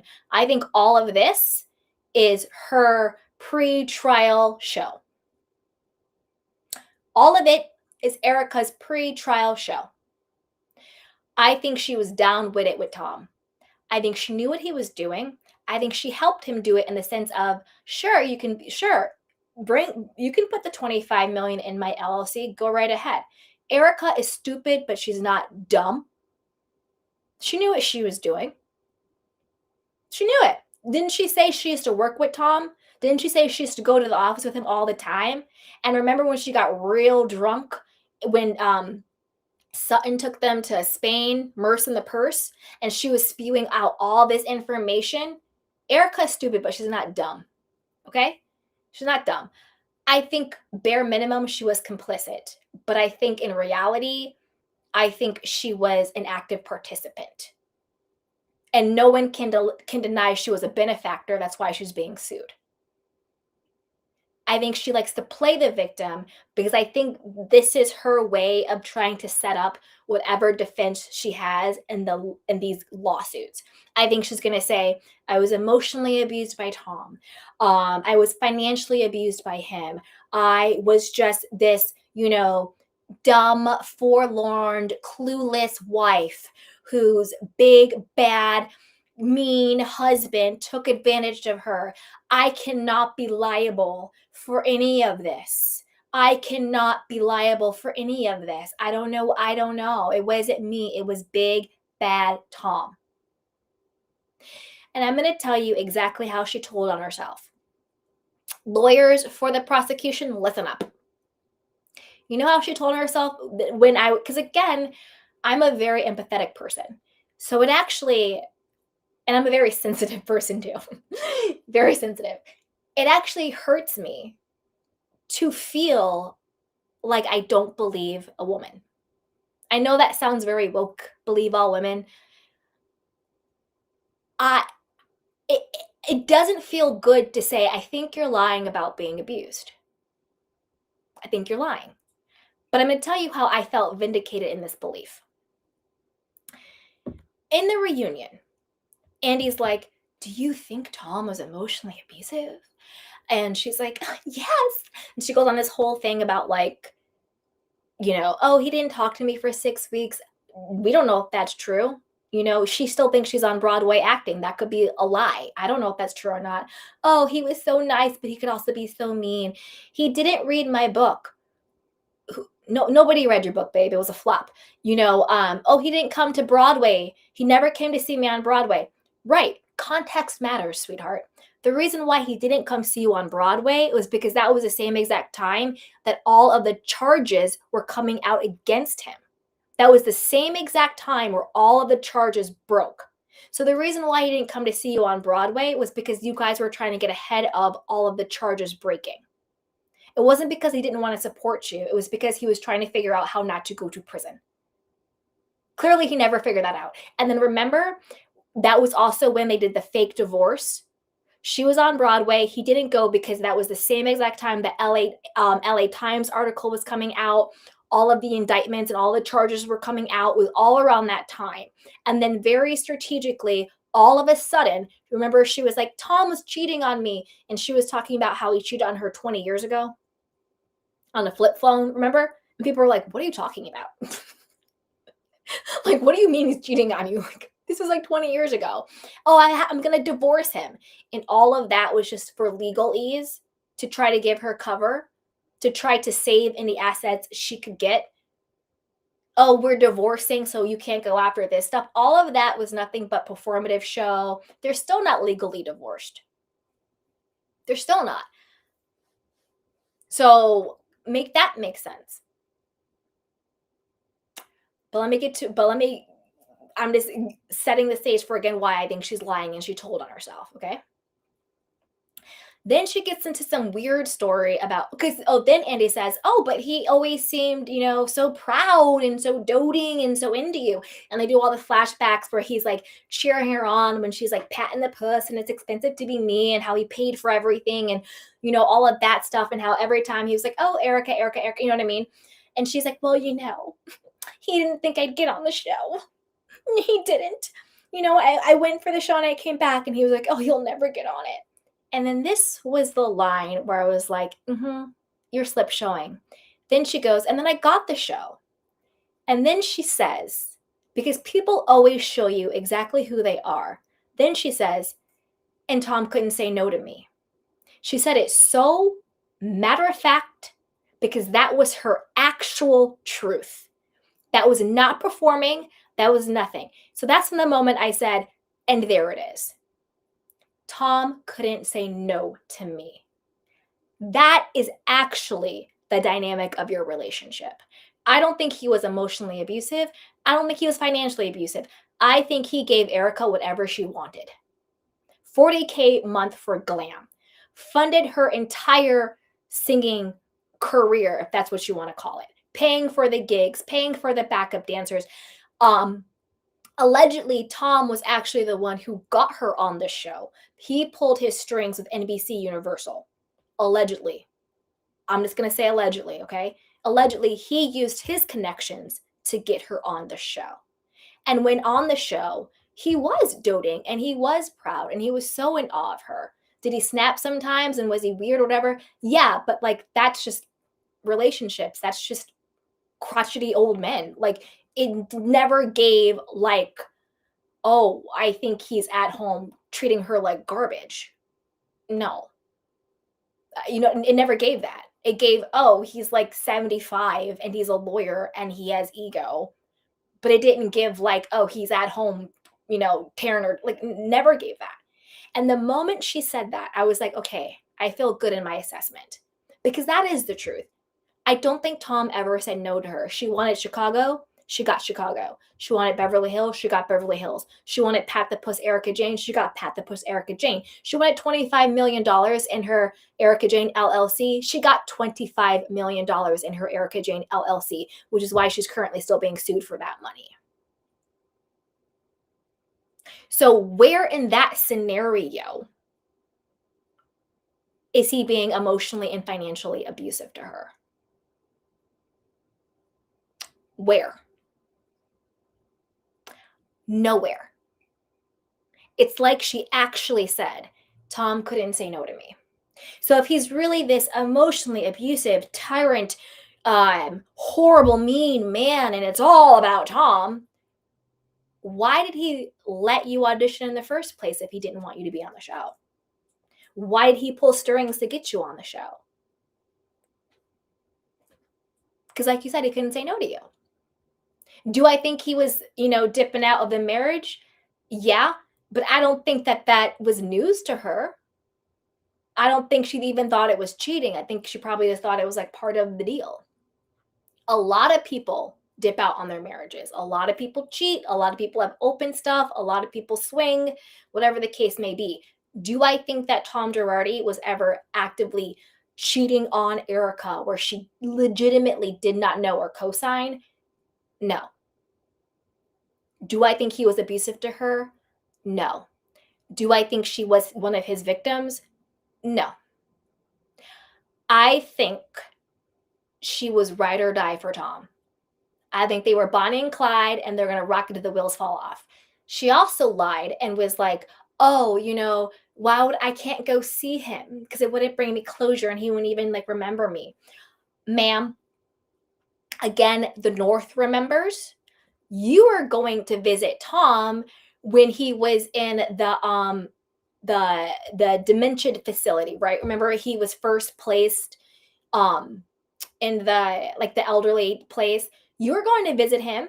You're visiting Tom all the time. In fact, when he officially got indicted, meaning that they were going to legitimately take him to trial, You were caught buying a big thing of vodka in Burbank, and you were saying how you were gonna go take it to Tom because you guys were gonna drink it and because all the stuff was going on.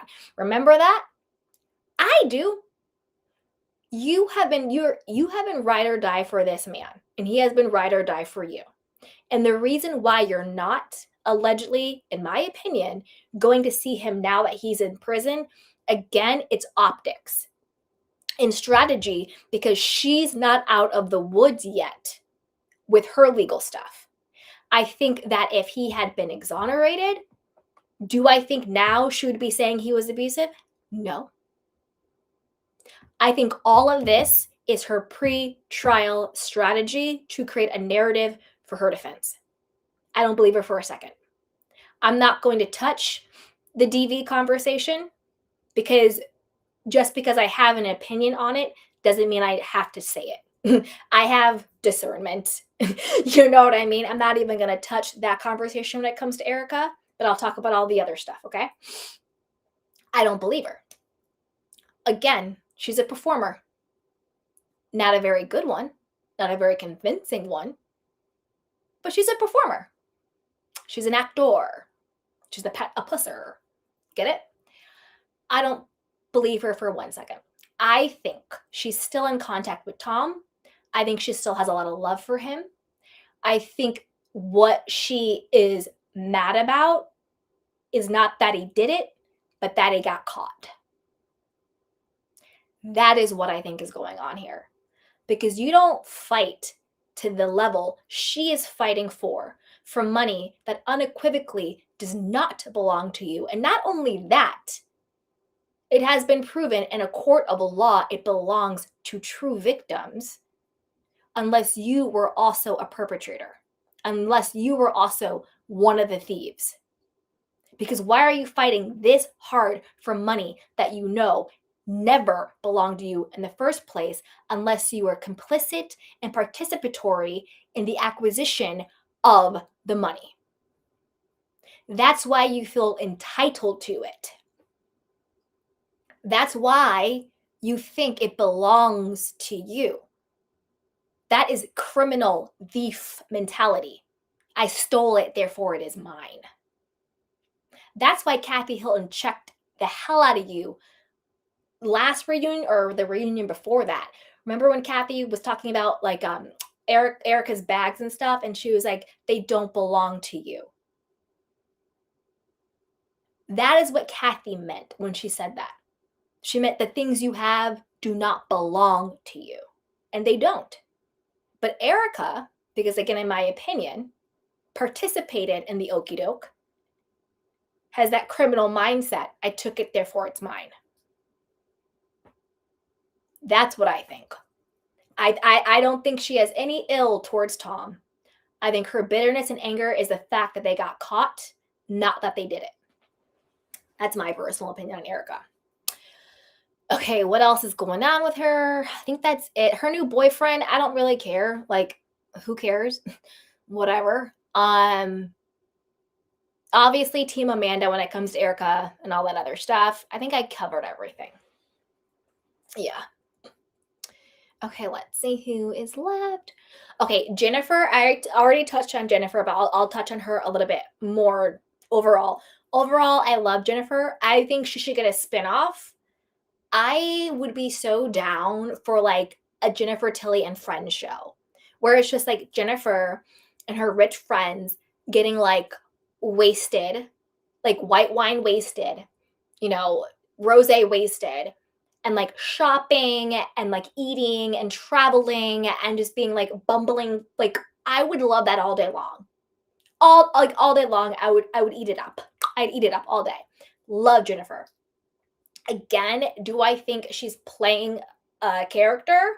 I do, but I also think her core is genuine. I do think her core is kind and funny and nice and sweet, and I like that. I like that. I think her core essence is good, and she's a vibe.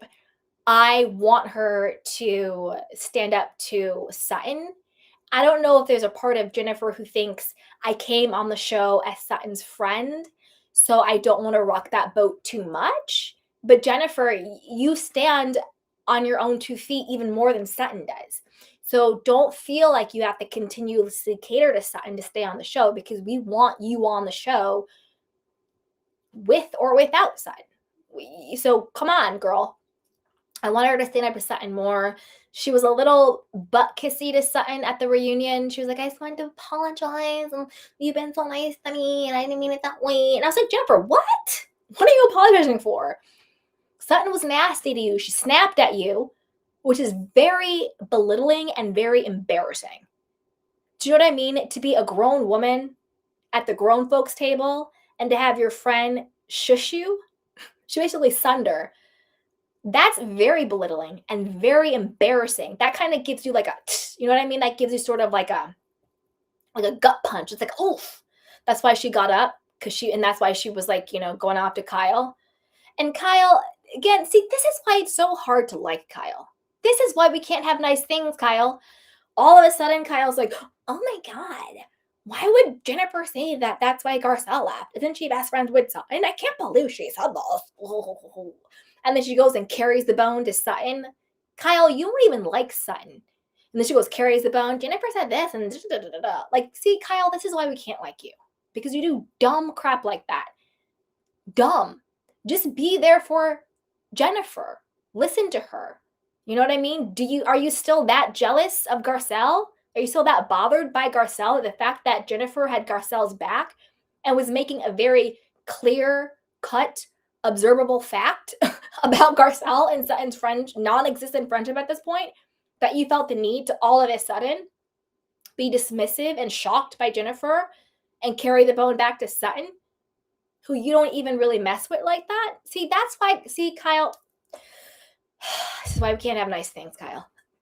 This is why we cannot have nice things. Girl, bye. But anyway, I love Jennifer. She's a vibe. She's cool. I'm here for it. I love her.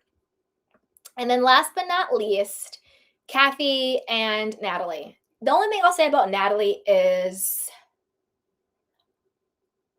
unnecessary. Like, what? Like, I don't get, they could have edited her all the way out. The only time she had any relevancy was when she was lying for Bose, when Amanda was like, no, Bose said Amanda when she was trying to clown. Remember, Bose was trying to clown Amanda about the mask? And then Natalie was like being all wishy-washy, and Kyle clocked her and said, no, you're lying. Like, there's cameras. Like, what's up? Natalie missed me. Kathy is still Kathy. You know what I mean? She's a vibe. She's fun. She's playing the Kathy Hilton role that we all love and adore. And she's doing it. No notes to Kathy. No notes to Kathy. She's great. But yeah, Natalie, I mean, whatever. Missed opportunity, Natalie. You could have had a personality. You could have done something, but you really did nothing. So yeah, you guys, there you have it. That is sort of my season 15 Real Housewives of Beverly Hills recap. That is sort of my thoughts on everything. But as always, I want to know what you guys think. Put it down below. Who did you love this season? Who did you not love this season? Who do you want to come back? What do you think of the reunion? Drop it down below. And thanks for being a candy cane. And I'm also going to drop the link in case anybody wants to come up and chat and share their stories or their, ideas. It is now linked. I'm going to try to, I don't know if I can pin it or not, but I just dropped the link to join in the chat box. No pressure, but if anybody wants to come up and chat, come on up and chat. So with that, let's take some of our candy cane questions and comments. All right, let's see here. Dun, dun, dun. All right, Tammy says, Maurizio is not coming back. Yeah, that just might be true.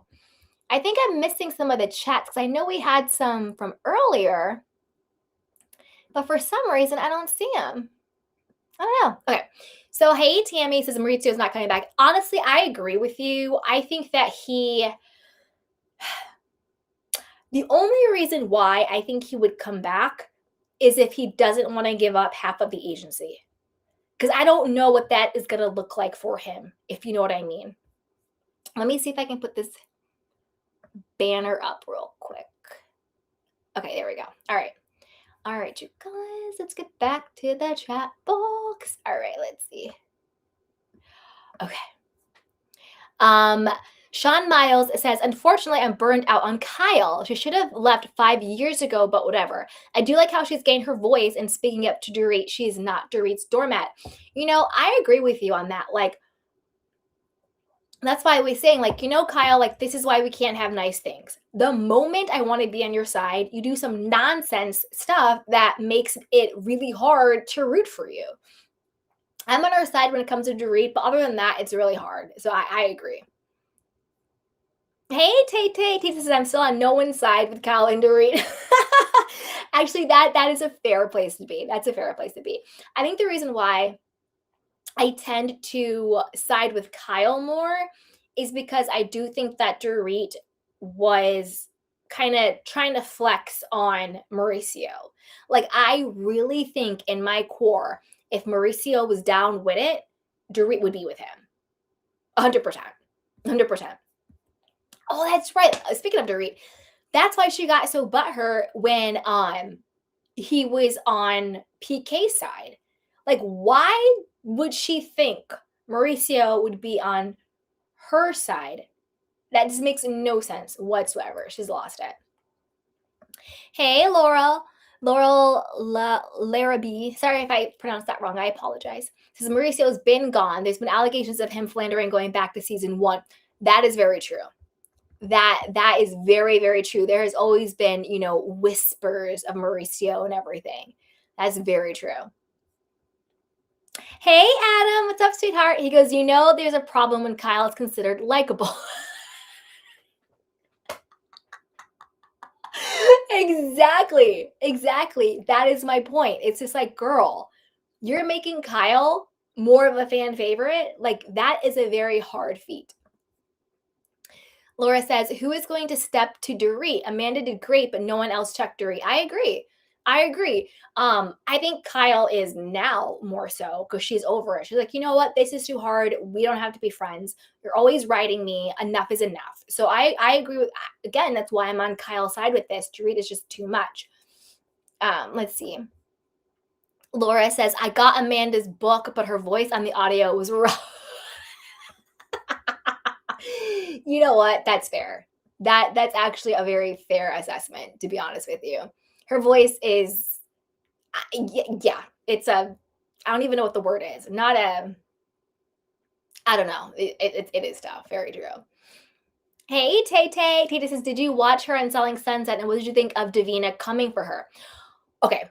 I did watch her on Selling Sunset. And honestly, even though I really liked Amanda, I do think she was insufferable on Selling Sunset. She was doing the absolute most. And it's like, listen, I get it. You're selling the house. You want a great price, this, that, and the third. But you also have to be normal as a client. Like, you can't. I think she was trying too hard. I think she was trying too hard to push, like, my feet, I feel, and I could get more. It was very, I don't know, inauthentic, I would say. But other than that, I do like her. And I think Davina coming for her was valid because it was too much. Okay. Tammy. Hey, Tammy. Tammy says, I used to agree with Candy on so many things. For some reason, it's been years. I don't agree with a lot. LOL. It's okay, though. We all have opinions, of course. LOL. Totally. And that's fine. We can all agree to disagree. You can agree and then we can kiki, and we can disagree and also kiki. So that's all good. And thank you for being here, Tammy. Hey, Sierra Content says, a man definitely was stunting on them at that part, 100%. She was stunting on them this entire season. This entire season, she was like, and what? She's like, these are the stats. This is what it is. This is what's going on. Like, what's good? You know what I mean? I love Amanda. And hey, Sierra, so good to see you. Okay. Laura says, oh, hey, Adam. I'm going to add you. Hey. Hi. Can you hear me? Yes, I can hear you. How are you? I'm good. How are you? Hang out. I'm going to finish these questions real quick, and then I want you to go. Cool. Okay. Yay! Okay, Laura says, someone said it best. Amanda teaches mindfulness about money. Dorit had no idea what is in her entire retirement account. Exactly. Exactly. That's what I'm saying. She teaches mindset and mindfulness, spirituality, and alignment. She's not a financial expert, which are totally two different things. And she says that. She goes, I have no business background. I have no financial background, but like I got the spirituality. I got the mindset, the energy around it. Hey, Tammy says, Amanda has no listening skills. Oh. Laura says, if nothing else, at least get a retirement account. I know. Something. And I will also say this. If you are a woman or a man in a situation where your partner is the breadwinner and they allegedly take care of all the finances, whatever the case may be, still always have your own.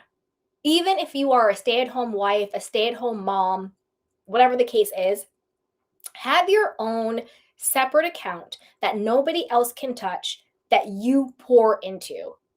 You understand what I'm saying?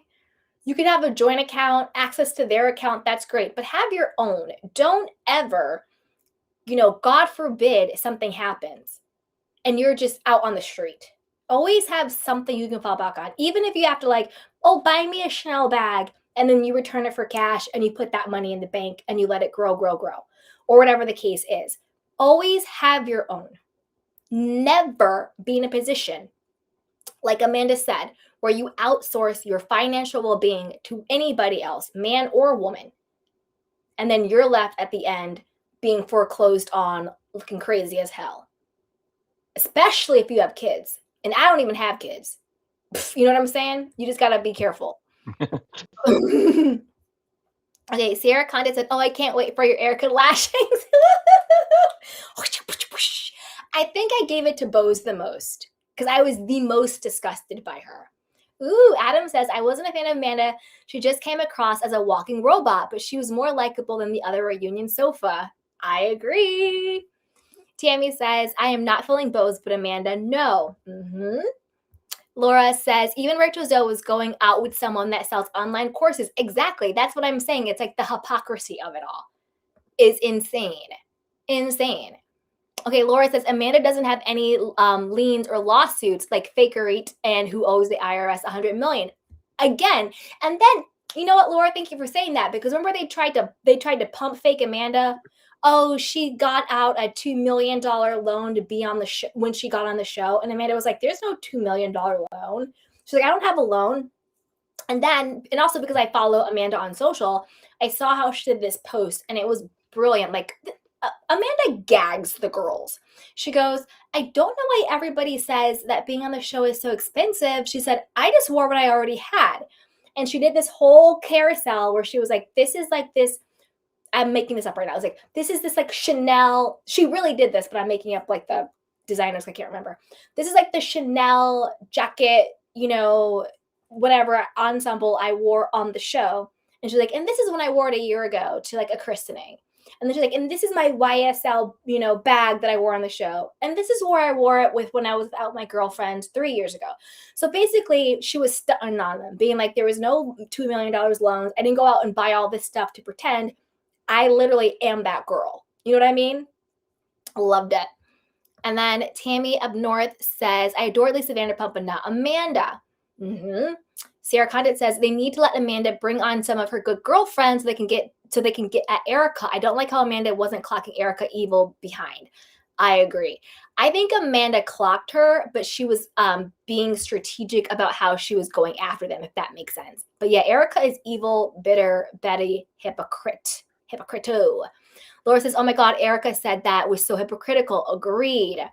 E. McNeil says, love you here, long time no see for me. Oh, thank you so much. Yeah, I know it's summer, so I had to lighten up for spring. I was dark in the winter, lighten up for spring, summer. Thank you so much. Yeah, I know it's been forever. Again, I'm going to try and do more, but I don't want to promise anything. And I love you guys. When I do come and you guys show up for me, you give me so much life. So thank you. I love you all. And I'm doing the best I can. So I love you guys. Tammy said, at Sierra Content, Amanda, really, why? E. McNeil says, I love Amanda at hello. Same. I love Amanda. Love it, love it, love it.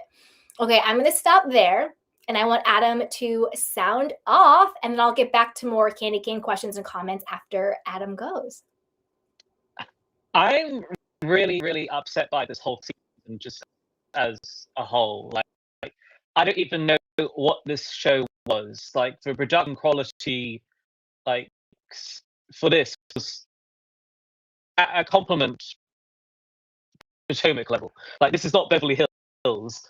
Like to me, I don't know what on earth this was, and the whole thing that really upsets me is that when Beverly Hills came, like it had this energy, this ambience, just kind of like Atlanta, that the thrill never stopped.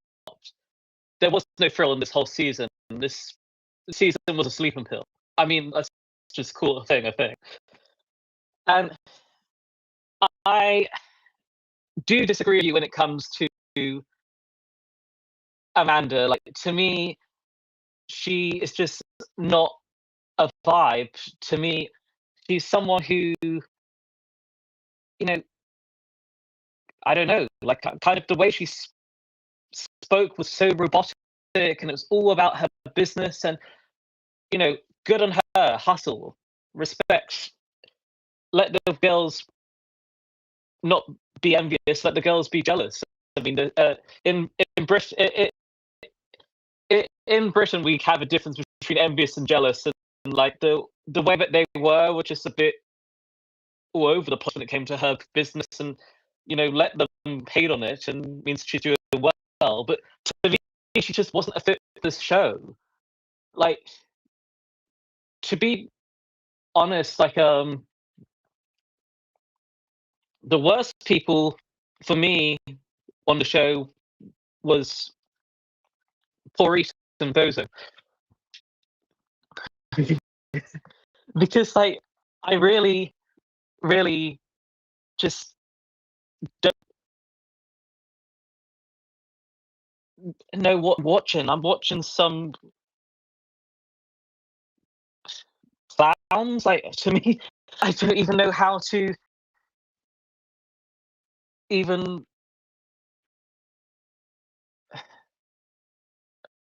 I don't know.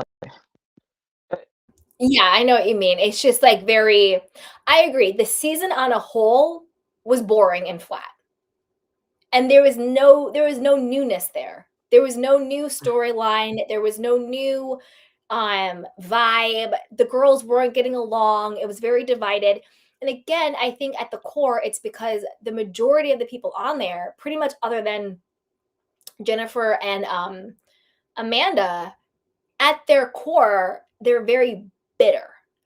And I think that's what's sucking the fun and the joy out of the show. Kyle is very bitter.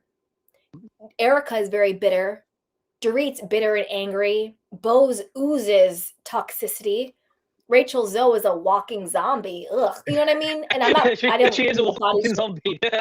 That's She's accurate. a walking zombie, and I'm not body shaming her. I didn't mean it, and because she's dead, I didn't mean it that way. But in general, I die. Are you okay? Like, no, are you okay? Why are you trying to sound like a millennial? Like, why are you trying to sound like a Gen Zer? Like, grow up, Rachel. Like, what? It's bizarre. And stop kissing your son in his mouth. It's gross. I think also just to me, like, with this show, like, I think people who actually are long-term Beverly Hills fans will actually realize that this show only got greenlit because of Lisa Vanderpump, because they already had one in California. And ever since she left the show, just as someone who, not even just as a Brit, she was the show. But, and that's not me just being biased as a Brit. People know that. As much as Kyle wants to claim I'm Paris Hilton's aunt, I'm show, she was never the show. We all know it was Lisa Vanderpump and Camille. Hence why there was that bitterness from the start. I think to me, but yeah, Bozo and Point annoyed me the most because they're just so into one another. Like you can tell, like they were texting strategies every second of their life together. They're so not there. And to me, Also, with Bose, I don't know if she was really this hot shot for 5 years that she claims she was. But the way she came on the show was like she paid her way to get on the show. You know, I kind of like how the cast members came on until we had the crystals of it all. Like, Garcelle, I would say, was kind of like the last kind of authentic way they came on the show, in the sense I've known Lisa Renner and Denise Richards for, I think she said 20 or 25 years. And, I wasn't Garcelle's biggest fan, but I'll give it to her that when she was on the show, she was her true to herself. And, even as someone who liked Sutton in the times when, especially when Garcelle was on the show, Sutton this fake naive card. Like, I have no idea why Garcelle. I mean, you don't need a university degree to realize these things. It's like, there is maybe in some world there could be a reconciliation, but I don't think that's going to happen in the bingo cards if you're going to play this fake naive card ways. And the other problem they had with this show was that when you watch, for example, like the old Beverly Hills, like especially seasons 1 to 6, there was a cohesive way that the cast presented themselves. Like, but when Lisa Vanderpump left the show, and where you had that whole anger with Denise, with the whole thing that went down with them, it's always kind of been there's this alliance on one side or the other, and that cohesiveness kind of just disappeared. But I want to hear your opinion on this. If there was a 16th season of this show, because I hate to say it, Kyle has been one of the more likable ones. Should she stay for the 16th? Or do you think that, because when Kyle Richards is one of the more likable cast members, you've got a problem? Yeah. I would be okay with Kyle not coming back. Right. And then at the same time, I would be okay with her coming back. She's at the point where it's like, because this season, again, the whole season was boring and flat. So when it came to Kyle, she's less insufferable than she's been in the past. But at the same time, if she were not there, I don't think I would miss it. But if she came back, I wouldn't be like, oh my God, I can't believe she's coming back. Does that make sense? Yes. So if you had to get rid of 3 of the current cast, which 3 would you get rid of? Oh, I would get rid of Dorit, Rachel. Only 3? Bose. Well, maybe I get rid of Erika over Rachel. No, actually. I'll keep Erika over Rachel any day. Rachel. I think I'll keep Erika over. Yeah. Dorit has to go. Bose for sure has to go. And Rachel can go. If it's only 3. Yes. So you would pick Rachel over Sutton? Yeah, you know what? Yeah, because I really didn't like Rachel, how two-faced she was, and how much she wanted to be like, that's just so mean girl, when she was like the biggest mean girl. Like, that's not a vibe to me. Sutton is sloppy and a pick-me and whatever, boring, but not as weird to me as Rachel is, if that makes sense. Yeah. And hey, Emmanuel, what's up? You want to? Hello, Emmanuel. Hey guys, how y'all doing? Good. You want to sound off? Yes, I'm glad you did a live for Yay! Beverly Hills because I feel like there's lots to talk about, and I feel like I agree with you with a lot of the points you had because I too was like screaming through the TV this whole season. Um, let's just say I am so glad, Candy, that you are Team Amanda because I am too. Let's be clear. With no Amanda, there really wouldn't have been a season because, yes, we got into some good arguments towards like the last three episodes, but the entire first half, it was everybody coming at this girl. It was Sutton coming at her at some point, Erika, Rachel, Bose, Dorit. I put in the chat earlier that I think Amanda's actually the realest one in this entire cast. I think that who we saw on the screen is 100% of who Amanda is in real life. I don't think she I don't think she's a bad person. I don't think. Can she be a little annoying at times? Maybe. That's fair. But for them to just be criticizing everything, did you catch when she ordered something at a coffee shop and Rachel was talking about, oh, she orders half almond or whatever? It's like, who cares? Like, ease up on the girl. Now, let me just say this about this was a hard season for me to watch Bose because I was one of the few people that was really rooting, and Adam knows this. Oh I my was one of god! the few Oh my god! people That's not good. who was saying, you know what, guys, let's give Bose a chance. She is a phenomenal businesswoman, and she's got a stellar resume. But this season showed her true colors.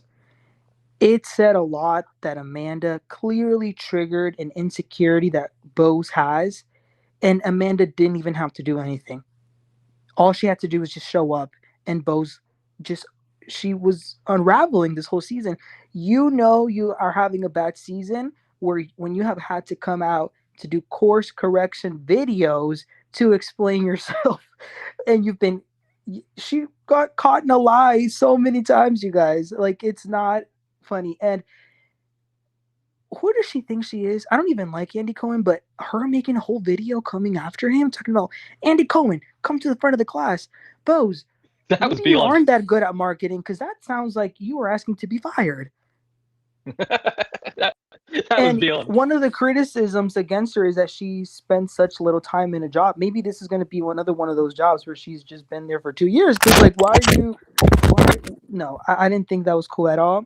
Now, another thing with Amanda, real quick, I thought it was so hypocritical for all of them to say that she needs to ease it with the brands. You know, talking about what she's wearing. When all season long we heard Rachel talk about, oh, this is couture, this is that. And Erica, really, for you to say, lead with your heart, not with the brands. Are you serious? Miss, it's expensive to be me, and the $40,000 a month, and Dorit who would come to events wrapped in her labels. Like that is not. That was um so dumb. And then you know what also got me, Candy? When they wanted to school Amanda at the reunion about how she should treat her husband. Excuse me, which one of y'all have husbands? None, except Hey, Amanda. that's a read. y'all want to That's a good read. and y'all want to talk about that's how you're making him feel.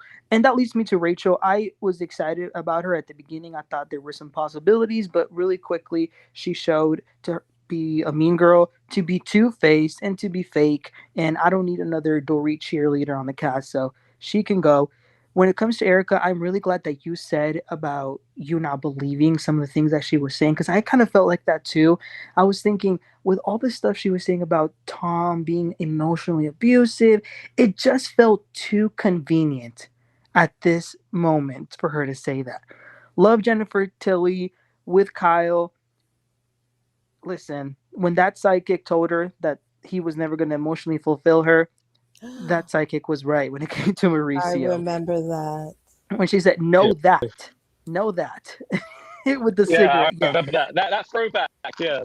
And I mean, then Sutton, I think Sutton can go, like you said, without Garcelle. She's really not that entertaining to watch. She didn't really bring anything. And then last but not least, Dorit. I was a little bit on Dorit's side last season when the divorce had been announced. I thought that, yeah, maybe Kyle wasn't being the best of as a good friend as much as she could be. But you know what really changed my mind? That lunch that she had with Mauricio. When she was saying to him he doesn't want to have an agreement when it comes to the kids, and when Mauricio sat there and said, "Yes, he has. I've seen it. I've seen the text, Dorit." Oh, that did not go how she had planned at all. I was really glad that he stood up for his friend. Mauricio stood up for PK in that moment. Dorit likes to have yes people around her, and that's why she gets along with Bose and Rachel so much, because they're just like, yes, Dorit, you're right. Kyle has been having your back, Dorit, in the past years. When it comes to your finances, you should have listened to Amanda, because that's tragic. And then last but not least, how disgusting of Dorit when Amanda said she was not in a mental health place to talk about anything that was petty because of her son's passing. It was the anniversary.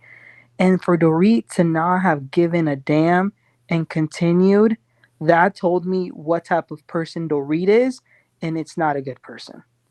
So I know that was a lot, but I No, just that had to was say great. No, that was great. Yeah. Hey, Tammy. And thank you. Hey, Loved all your commentary, and thank you. Mwah. hey, Oh, look at hey, that. Candy. It's been so long. I know, I I know. remember I was on your channel, like I think it was during the pandemic, and we Oh, like yeah. Yeah. You remember that? Yeah, I do. I've taken a chunk of time off. I'm gonna try and come back more. Okay. It's been a minute. Yeah. Yeah.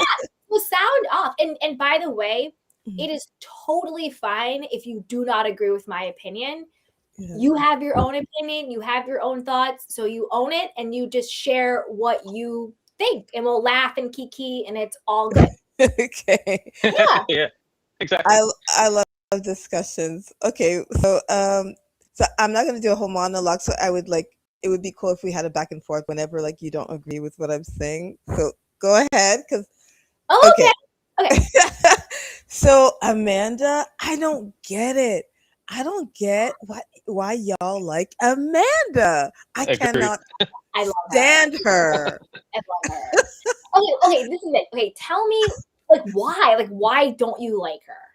Oh my goodness. Like she's a type, like when she interrupts and makes it about herself, and I noticed it the moment like she did, like if I can like do a montage about how many times that somebody talks about themselves, is speaking about themselves, and then she's like, oh yeah, because like me, and like I understand when people do it when they're trying to relate to somebody, like Yeah. somebody saying, I went through something, and they're adding to the conversation, like, I so feel you, I went through this too, okay, go ahead.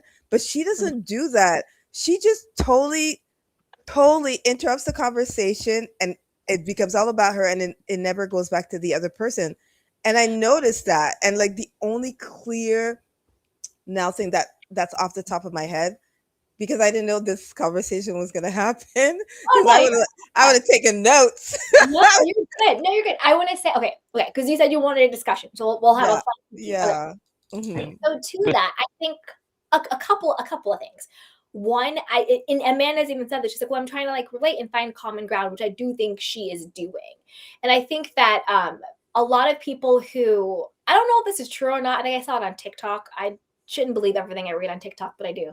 Anyway, it said how some people who are on the spectrum, like I personally think I'm somewhere on the spectrum, and so it's when they're trying to connect with people, that's one thing that they do. They're like, oh well, I did this because they're trying to, that's their way of connecting, even if like Mhm. socially it might be like, well, let me finish and then whatever, but it's just like how they communicate. And I think that's almost like her personality, where you know what I mean, if that makes sense.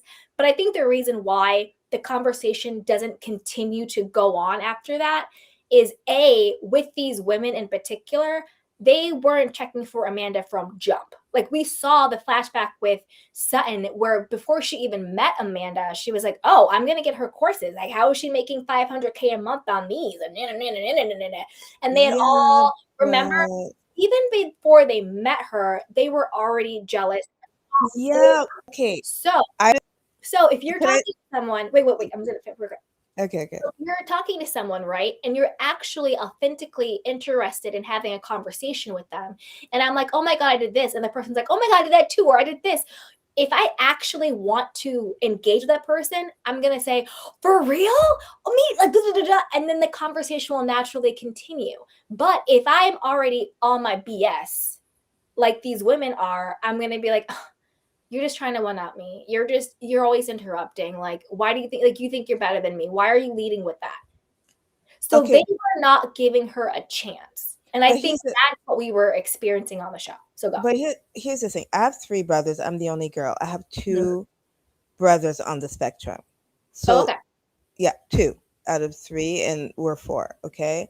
Yeah. So I get that, but and maybe I'm a bit more sensitive to like just little things. Mhm. So with her, before the girls jumped in or anything like that and started criticizing her and kind of like being like, kind of getting up on her, or I just did notice those little things that she would do. Like, I don't know, I'm really sensitive to how people just jump in. They can jump in, but they can jump in with the way she would do it. Like, okay, can I give you like an example that was like the only example that I can really remember that was the example that I was like, oh, okay, Amanda, all right, here we go again. And it was here we go again. Okay, was when they were all talking about Dorit's cover. Keep in mind, I was not a Dorit fan. Okay. Okay. Her cover, or she's writing a book, blah blah blah, and then Amanda jumps in. Well, I'm writing a book. Oh, are you using a ghostwriter? No. Okay, yeah, and then because I wrote it all by That's myself. not how it went. This is how it went. Oh my god. Because this matters. Because see, again, this matters. This is how it went. Erika was talking about writing the book.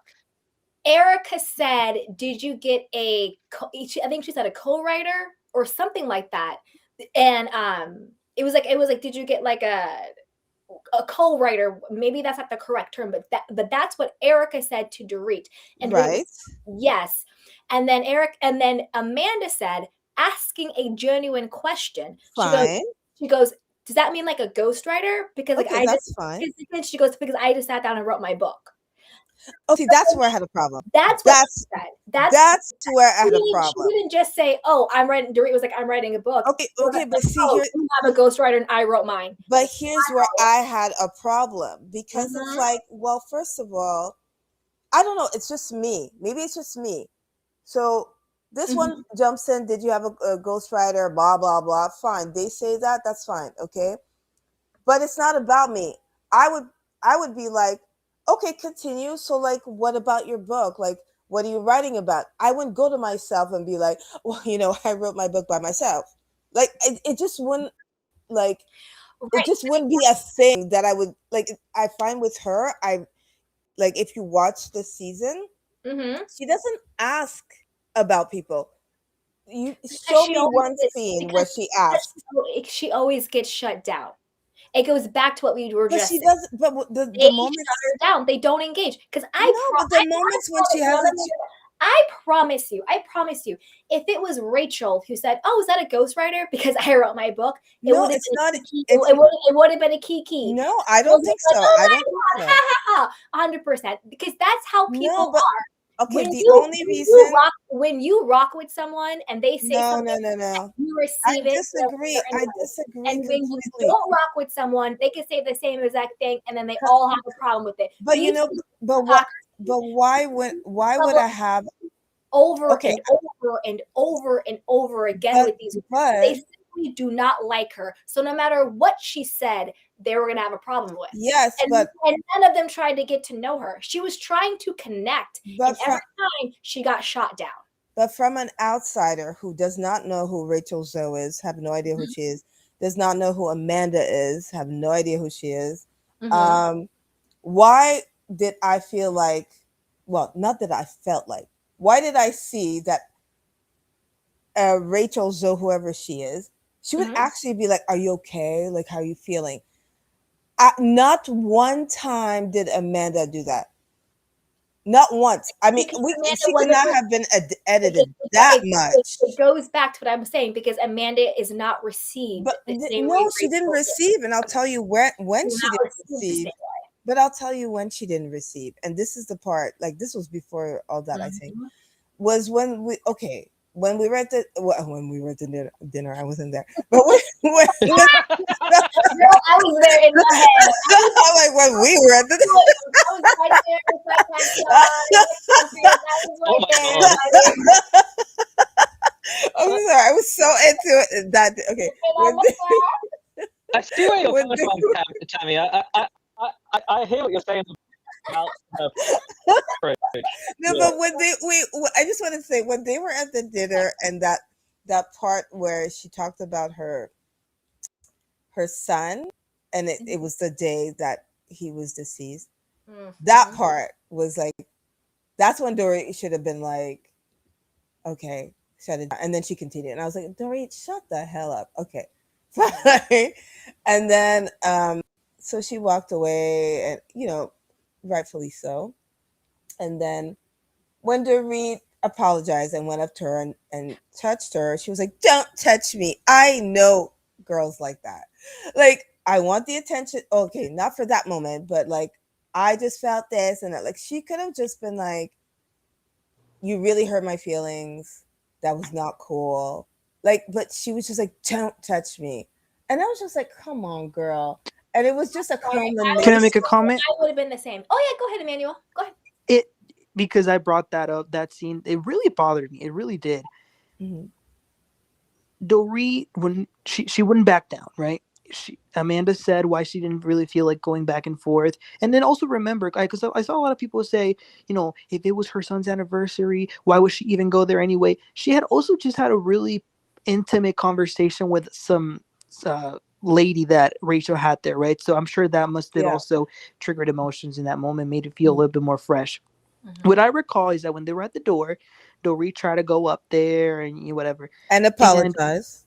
Yes, she tried I don't know about all that because, and yes, you're right. She did. Let her make her do it. She did try to touch Amanda, and I what I recall is Amanda saying, "Don't touch me right now, please." And then she said to Dorit, "I told you about my son's passing, and you kept going." Like she was in disbelief that somebody would do that. But I was gonna ask you, didn't you feel like something when Amanda showed up to Dorit's book party and she was like, at the end of the day, what my mission is about supporting women, and that's what I'm here to do. Didn't you feel some like she was being genuine? You know why I didn't? I'll tell you why I didn't. Okay, because I could have. Oh damn! This is gonna go. Candy's gonna explode. But I will tell you why I did not. I know honestly because I could have. I'm really nice. I'm really forgiving, but I was like, nah. Tammy. When she was talking to her husband and said, I at least have my own business and I didn't have it was along the lines, I cannot quote that, but along the lines where these women, they got money from their husbands and like I have my own money and this and that, which is fine. I mean, that's fine, but like I just felt like, first of all, you're on Housewives. Housewives was built from Desperate Housewives, which I used to watch, which is about women who have rich husbands, one. And number two, shaming women for having money from their husbands when you're on the Housewives. This is not how to be a boss. This is Housewives. But no, but this part, this is when she was like, this was when it was like her looking down. It's the way she said it and how she said it. At least I have my own money. These women had to, basically, hook up with a guy just to get money. And a lot of, as somebody who has my own business, I understand that people do look at women who get married for money like that and they look down on them. Okay. And for her to say something like that, to me, it was like she's down at them. And after that, I really had no sympathy for her. Not being on the Housewives and saying something like that. Okay, that's this is the thing. What Amanda's position isn't, I look down on women who don't work. Amanda's position is, I want women to be informed Yes, and empowered that's about their own Candy. hold on, about their own financial Candy, she well-being. said what Not she said and the way she said it. She said what she said and the way she said it. She did not say, you know what? Those ladies, they don't understand what it's like to have your own business. She okay, said, and well, it's better off than these girls. why does Amanda have to be a pussycat and all these other women get to It's be not about crazy being as a about lady? Come it's not on. even Amanda says one no. thing that's like, oh, these women like how they got I their know, attention, condescending. and I all of know, the women. Come on. Candy, I know condescending when I hear it. It's shade. I, It's shade. I think the way she Amanda, just says it in her robotic Amanda, way is just bad, though. this is Yeah, Amanda, I know condescending when I hear it. This was you not just about her you bowing just down to anybody. You don't have to bow down you just to don't like her. people. You She was just don't like her. condescending. You just don't like She her. was condescending. You Well, Tay, No, why? Tay, what I is don't even know her. I don't Tay? even. Okay, Oh, tell I me. Oh my! no, Tell listen. me why I would not No, like her. no, Why listen. would I not like her? Because you I mean, just talked 15 minutes about how you don't like her. This is the thing. I don't know these women. Why? Why do I like Oh my Jennifer God. Tilly? Well, Why would I let me not like finish. her? Let me finish. I don't know these women, but I don't like Bose. I don't know. I these don't like women. Bose I don't like either. Dorit either. I So don't what like I'm- her either. Exactly. So what I'm saying is, it's But okay I could tell to you not why like. I could tell you why I don't like Bose. I could tell you why I didn't like Wendy from Potomac. Yeah. I could tell you My name exactly is the not things that Wendy. she Oh my said God! You why go I there. didn't like her. Don't Mhm. even don't mention Potomac people. It's just No, but I'm saying I could say I- why. I can't just be like I don't like somebody. I could tell you this is what I didn't like. Right. This is what she said I didn't like. I could tell you why Okay, I don't like do you like- Erika. Okay, yes or no? Do you like Amanda? I don't No. know her, but I just Exactly. That's all I'm saying. but I'm okay, like I'm not a fan. I'm not a fan. Exactly. And I mean, I that's would but not I could not hang out with her. okay. That's okay. And that is okay. likewise. Okay. That's fine. That's fine. Like if you said, Candy, do you like Bose? I'd like, no. Have I ever met this woman in my entire life? Absolutely not. That's why it's fun. It's parasocial. It's a joke. It's Yeah. it's okay. You know what I mean? I don't know these women. I will never meet these women. But do I have opinions on them all day long? It's fine. It's fine. And they're edited anyway. Well, Tay, I have a question. What did you think go ahead. of Bose saying she left a cult to build one? Bose is a bitter, jealous wench. Why Like, is she Yeah, that was get low blow. jealous? That was a low blow. out of here. That was Yeah. a Why is she come on, jealous? girl. Emmanuel, your Come on, girl. the favorite really is just full of low blows. So, and I mean, also, like she. and Bose, for as critical, because she's a very critical, a very judgmental person, for as judgy and critical and inquisitive on this, and this about everybody else, she's so thin-skinned and so deeply Bose? insecure and is so, yes, No. so thin-skinned. Are you kidding me? Did you see on the reunion how she was having mental breakdowns? You said I was a failure. You said I wasn't losing money. Yep. Like, And her but voice she was shaking a little bit. her voice was Okay, but shaking, she was yeah, but come on. and also and then to after the reunion, go on your social media about to cry, talking about Andy Cohen, come to the front of the class and let me school you about CMO tenures. Yeah, that's a thin-skinned, very Okay, the I, only I thing still about can't believe she did that. Still, Come on. the only thing about Come on. Bose, first of all, I didn't like her during the Garcelle season. I thought she was a sellout, so I'm going to say that Agreed. right Agreed. there. I was like, girl, bye. She's Mhm. catering to, but she's, Exactly. she runs in those circles where she can, she's marketing, she can kiss, so I didn't trust her from then, but okay, this season, not that I like her or not, I don't know her, but I do agree with her with the Keely thing. I feel like she's kind of, I think she's lost in the sauce. Like she's so busy being CEO or whatever she is, CMO, she's marketing officer, that she doesn't understand anything about like relationship cues. Like when Keely said, "So if I go broke, blah blah blah," I was like, "What?" Me too. What? I was like, and check please, we're out. We're I out. was like, it's a game over. Yeah. Game over This with is a that. I was like, scheme. This is a scheme Todd set up. exactly. What? Can I go next? I couldn't believe that. And she was like, "Oh, like I'm like, what, girl? You don't see that? Okay."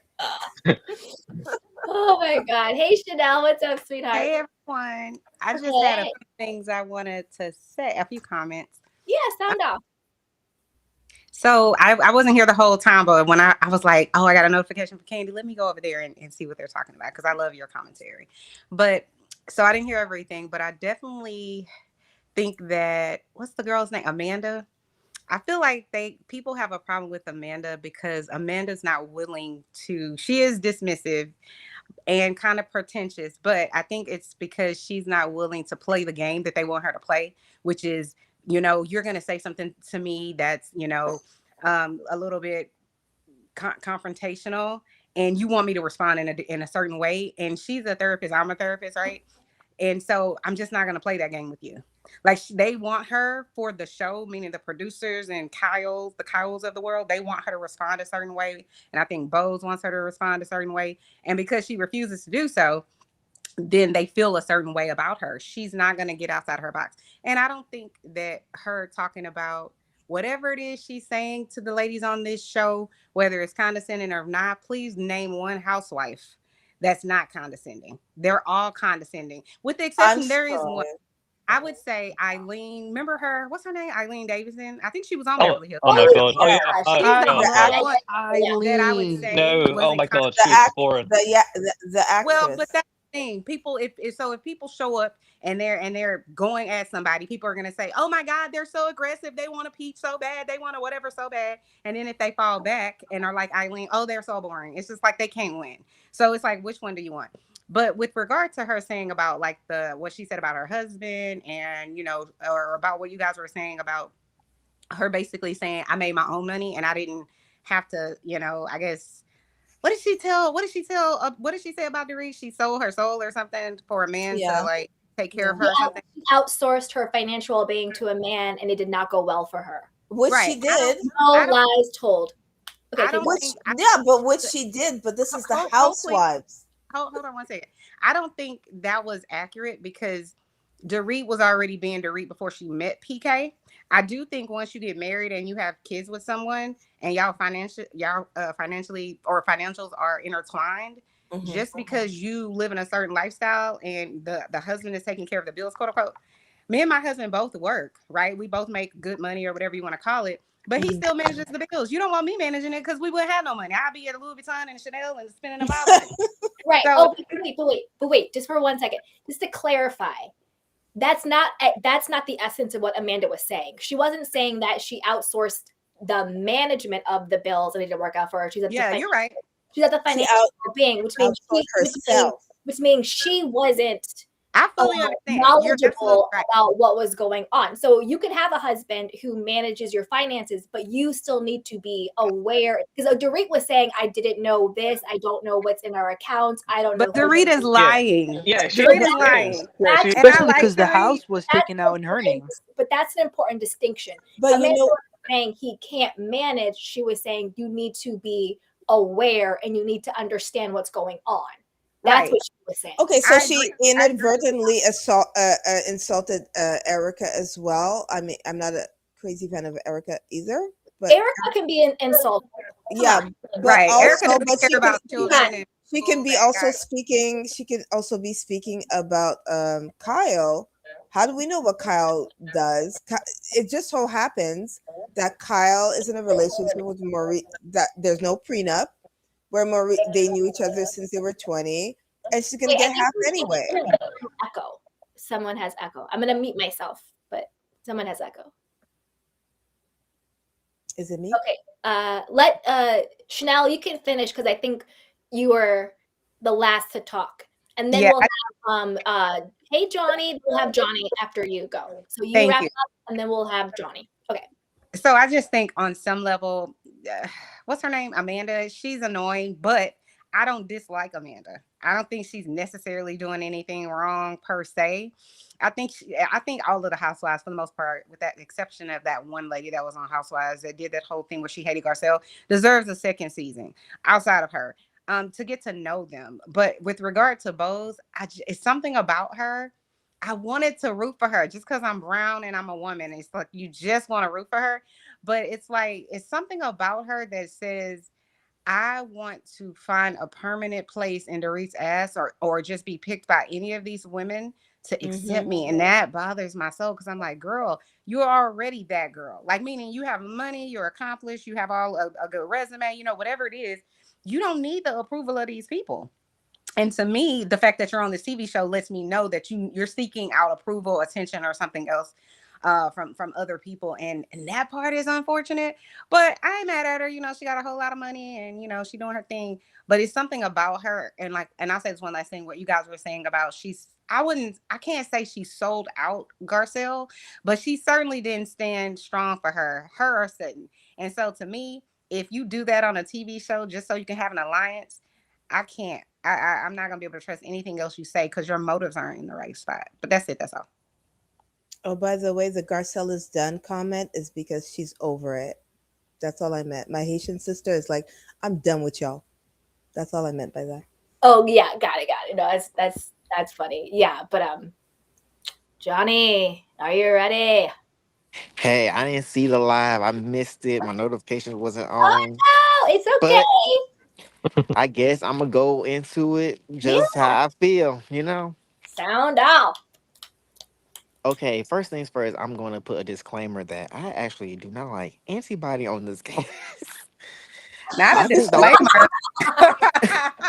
I don't. Not So Yeah, even Damn. Tilly. if you You don't like I'm Jennifer going Tilly? back on mute now. like, How only you not person like I Not even like for Tilly. real. No, I like. I'm talking about the main housewives. I do like Oh, Tilly, okay. Got Oh, you. yeah. and I do like Rachel, but Rachel's kind of getting on my nerves at the reunion a little bit. So she's on notice too. So if I'm defending somebody, just know in the back of your mind that I don't like anybody for real. So first things first, What about Kyle, Kathy? I do like Kathy. I do think she has like a little dark side to her that we ain't seeing, but She does. yeah. Captain in Aspen, but Yeah. we just don't So know what happened. yeah, so I like her for what I Oh. see, not for what I think I know about her. Mm-hmm. So first things first, I'm gonna need Dorit and Kyle to let that friendship go. Let that friendship go. Y'all are not friends. Dorit, stop expecting all this stuff from Kyle because she's never going to give it to you. And Kyle, stop pretending that that girl was your friend and you care about her. Mm-hmm. Mm-hmm. Y'all do not care about each other. It's beating a dead horse, and I'm sick of it, and I don't want to hear about it anymore. Mm-hmm. Erica, I barely give you grace on anything, barely. But I do think you coming from a genuine place when it comes to Dorit. But hey, if you had to get whacked by somebody, at least it's Dorit. Who else? Sutton, girl, bye. Bye. Girl, get gone because at the end of the day, you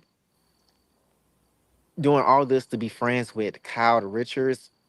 And mind you, this is another thing I don't get with them is like, y'all seen how Kyle treated Sutton throughout her whole tenure of the show, and Horrible. y'all think she's your friend? That's like really bizarre to me. Amanda, she's annoying, but she at the end of it all, I think she's the winner of it because she Mm. ain't do nothing to nobody. I At the end agree. of I so agree. like at the end of the day, this is what happens when like I feel like there's a certain thing like people have unlikable personalities. That's a thing, but you have no leg to stand on if you go about somebody because you don't like them and they didn't do anything to you. Amanda hasn't done anything to none of those women to a certain degree, Dorit, but it's through Kyle. Everything is through Kyle when it comes to Dorit because I feel like Dorit just obsessed with her. No shade, but when it comes to Amanda, she didn't do anything to anybody. And Bose, cut it ASAP. Cut it. You such a boss. You such all this. Why are you responding to every and anything on the internet about not looking right? And I always said, I don't know if Candy remember this, but me and her used to when see I think it was either like season last season when Boas first came on the show, she really like put it out there, and I said, and me and her had a, I was like, yeah, something about Boas give like corporate. I'm a step on people to get on where I need to go, or Mhm. like it was something about Boas that wasn't sitting right with me. And it kind of came out in this reunion because now she can't take the heat that everybody is talking about Garcelle couldn't take last season. Mm, Like I don't well, Boas, even what was think your, there was any heat for Garcelle. I just think that those people didn't like her from the jump. Alexa, Garcelle? stop. that's why I said allegedly the heat that Garcelle couldn't take that everybody was saying, oh, Garcelle couldn't handle it. That's Yeah, why she you're right. quit. But You're Bose, on the other hand, she clearly said she can't handle it. She ain't quitting the show. She over here talking to Andy like she his boss. But yep. people can handle Garcelle because Garcelle was the first Black housewife, Beverly Hills housewife, That's and a fact. also she was bringing up racial issues. Correct. And And I they, also, yeah, I'm gonna say I also find it funny how like all y'all are arguing stuff that like all the girls on that show are arguing stuff that Garcelle already brought to the forefront. yep, And you know Like, what else? I never liked that Kyle never, if y'all notice, if you go back into Beverly Hills history, certain people said, and I know Garcelle said it for sure, she was like, well, Kyle was cold to me. Like she wasn't very inviting or whatever. So I never thought Kyle, I just think Kyle is uncomfortable around brown people. I really do. I just get that from her. I think it's uncomfortable Mhm. for her. Kyle's And always been cold though. She was cold I to think but Camille season one. I think but Like, I yeah, think yeah. I I think think Carl. Bose went after Kyle because Bose had already decided to align herself with Dorit. And I that agree. was the time Dorit and Kyle obviously were doing all that. And that's the same thing she did to Garcelle. She also Right. did it to Garcelle too. And don't like listen, I'm the same. I'm black. I like to align myself with other black and But brown like people. people Yeah. because we get it, but not with people like Bose. No, Oh I no, agree. I'm not just saying both. after Bose is anti-black. She's not But down. I the agree. moment Bose really from jump was like I like Dorit. I was like from jump. I was like, oh, okay, what's that about? And she From aligned jump, herself with Dorit, and then she went, and then she didn't like Kyle, didn't give Kyle, never gave Kyle a chance, still isn't yeah, giving Kyle a chance. She was up Erica's butt though. She was up Dorit's butt though. She went against Garcelle. Remember, she said, "Well, I don't know why Garcelle would think I would have her back." Basically, being like, yeah. because we're both black, don't expect Yeah. me to have your back. And The then that's fact, what no, Garcelle but said. All if state if we want to really believe that somebody who worked in marketing for Pepsi and all that stuff did not research this show and did not know for a moment that Garcelle and Dorit were butting heads, and then to align with Dorit the moment she gets on, I have a like theory after you please, finish.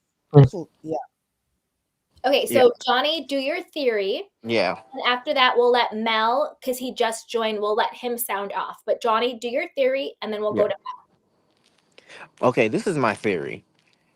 I peep everything. I'm very like analytical a little bit. So Bose know what she was doing. For one, she came on the show. The first person she talked to, because they're both black, is Garcelle. And she asked Garcelle, if y'all remember the reunion last season, she said it herself. She said, oh, I went to lunch with Garcelle and I wanted to know the tea. I wanted to know oh, what was this. And we, if you're, if you're a black or brown person, yeah, we all know what that means when you're working in a white space. Like, yes, what's going on? Garcelle said, be friends with whoever you want. yes, she did, Like, make your own relationships, which I feel like is good because it let Bose be her own character. yeah, She decided to hang with Dorit, and mhm, she decided to hang with Dorit, and then on top of that, say Garcelle is jealous of her relationship. That's calculated to me. Another absolutely, thing, if you think about, and this is my theory right now, the people who were planted as the faces of Real Housewives of Beverly Hills was Garcelle and Kyle. They was neck and neck. I think she got Garcelle up out of there, and now she wants Kyle up out of there, so she oh, can be the boss of Beverly Hills. oh, Unfortunately, that's never gonna happen. It's not Ever. gonna happen. Never going to And Not leave. I'm in no not shade. I Beverly think Hills. Kyle peeping it. I do think Kyle at this reunion. I think Kyle is kind of peeping it. Like, Bose, you're not giving me a Oh, chance. okay, okay. I see what you're saying. Good Like, theory. Good so theory. I think next season, if Kyle come back, Bose is not gonna have an easy season. No. Hmm. And also, why is she going so hard against Andy Cohen? I mean, Andy Cohen is still sort of like a figurehead. Like they think he has power, but I think he probably has more than we think he. You know what I mean? I think that is going to ultimately kick Bose in the butt. And Wait, wait, mind you, wait, wait, Nene wait, Leaks, wait, the Candy. Nene Leaks Who's couldn't go going? after Andy. Who's going? Who's going hard at? Wait, who's going hard at? Bose, Andy? Bose. Really? I Yeah, missed that. she gave Andy Cohen a lecture. Did you? She yeah, went that's on why I a said crazy rant. she's so insecure, and that's why I said she's insecure and thin skin and is projecting. The fact that once the reunion aired, she went on her social media and literally said, Andy Cohen, come to the front of the class, and did a whole tirade on her TikTok No. reading Andy talking about, since you don't know about CMO tenures, let me school you. What? And then Yeah. and then I can't believe you haven't seen this. I'm not playing. No, I'm not like hardcore on social media like and that. this is the part that really pissed me off. Oh, She no. then has the audacity to be like, oh, there's not a lot of Black women in corporate America space. So, like, I can't believe you're questioning That was dog whistle. in awards. Wait, And I'm what? like, oh, so now all of a sudden you want the cover and the protection of being Black, but you didn't Facts. feel you had to cover and protect your Black sister, Garcelle. In fact, you said the exact opposite and you keep in your face. So get out. Like, that's what pissed me off. Don't all of a sudden be like, well, as a Black woman in corporate America, Are like, you how, kidding? but how you dogged out your Black sister. So You wait, dogged this all is on her social now media? all 'Cause I of don't them- follow Yeah. her. Yes. Yeah. Yes. Oh, Yes. hell no. That's Oh, But and you know what? no. And I you was know like, what? oh, Andy so all of Cohen. a sudden now you want to be down for the cause? What? And Andy Cohen is never. And Andy Cohen is not. He's gonna be He's caught not between a Black. rock and a hard place because he can't say anything because he's a white man, right? Mhm. And so now that Garcelle's gone, and this is a predominantly white show, if he tries anything, and we already know what happened on Potomac with the colorism and all that, right? So if he Mhm. tries to do anything, at least this next season, it's gonna seem like she's gonna do the whole cover thing that Candy was just talking about. But Well, he'll now they he'll pushed ice out her out. Garcelle, and now they're pushing me out. That's Now, what it's blah, blah, gonna blah. be. No, but they didn't push out Garcelle. Garcelle quit. No, I'm saying Well, that's what she's gonna say. I'm That's not what saying she's that's gonna. what They're happened. saying that's what she's gonna. okay. What? I didn't know this. Yeah. What? So And like I she said, I was gonna actually, say, it was smart, but it wasn't. It makes you look very like you're very thin skinned, like Candy was Listen, saying, because it was smart. Okay, so that's why you're talking about thin It was skin. smart Because I'm like, right. Yes. and I was gonna, and what I was oh, gonna add to that, Oh yeah. Go ahead. if Lenithia Leaks can't go after Andy Cohen, Bose, you most definitely can go after Andy Cohen. both girl. Rose done stepped Oh. on it. Okay, Mel, welcome to the Candy Cane Show. Hey, Candy, how you doing? I missed you. I missed you too. Okay, sound Okay. out.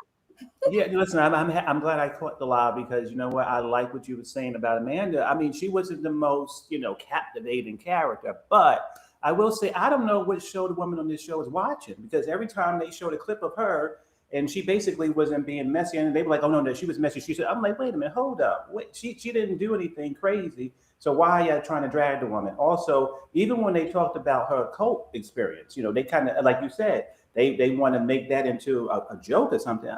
For me, Amanda, I wish she would have had a little more Brandy Glanville on her a little bit to get a little more ratchet because they definitely need to get they need to get some ratchetness up there because they were eating her alive. And she just looked like a little wilting, wallflower sitting over there. I mean, it was terrible. It was totally terrible. The whole season, they kept picking on her because she was proud of her family, proud of her accomplishments. And, she's a woman I don't know what the problem was. I mean, she wasn't my cup of tea. She wasn't most captivating, but she wasn't really up there being messy, researching people and all, so that was crazy. And Bose, yeah, that thing did go viral. And, and like you just said, because I think Portia and a lot of ladies was up in her comments. It went super viral. I think some stars was in it. But I would say that like you said, last year when Bravo and the way they treat black women and all that. She didn't see nothing was going on. She was like, okay, well, Garcelle, we may be from wherever, but I'm not, I got to be over here with Dorit. I got to be with Dorit right now.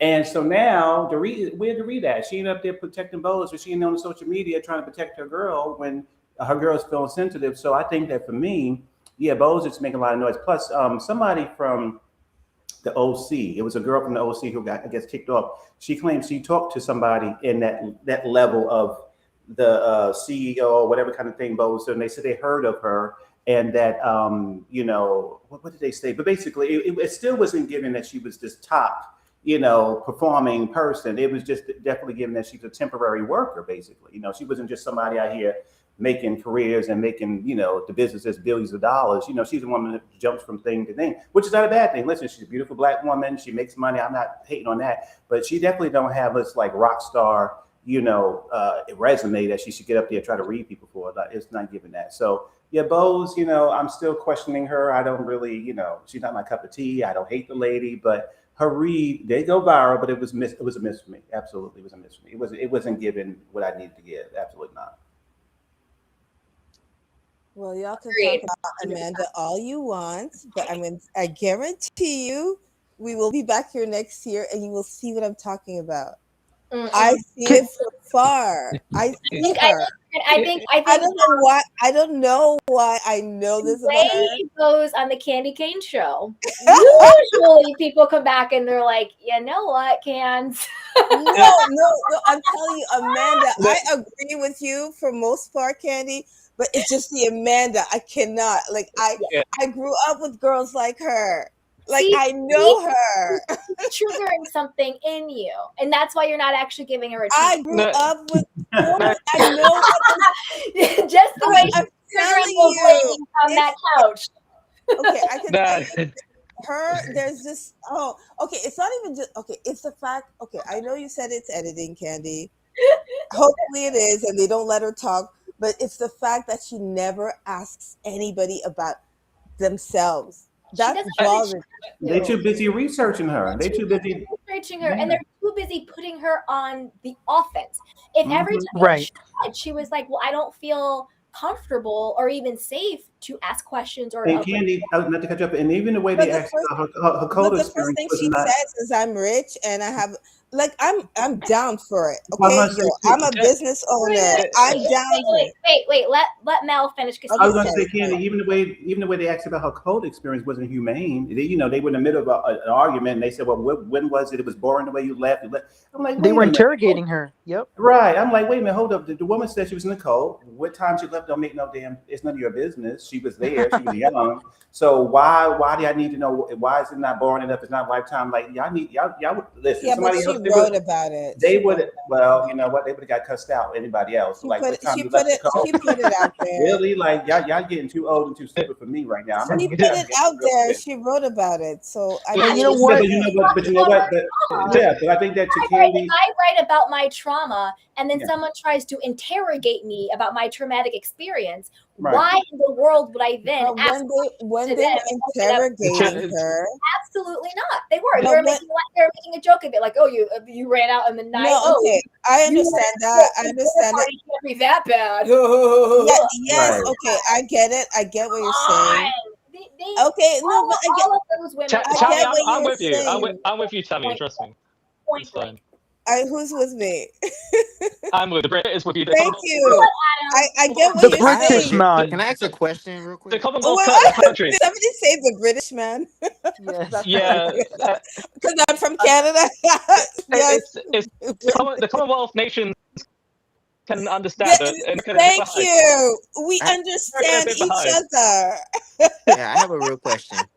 Yeah, exactly. Okay, I'm gonna be devil's advocate real quick. Okay, be devil's advocate. And mind you, I already put my disclaimer out. I don't really care for anybody on the show.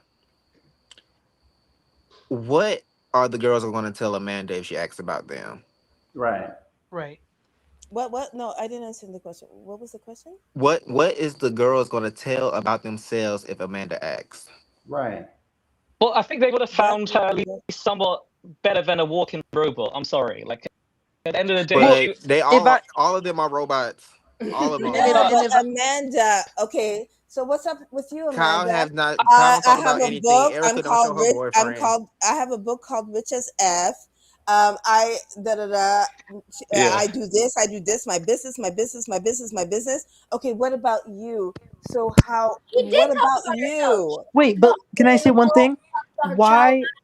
Mhm. everything, and the women just are not checking for her. They're just No, they're but not she never presented herself in any way. Like if somebody asked me, I have a business. so many Wait, times. but can I just? I'm just gonna say this. Oh, I wait. have a business.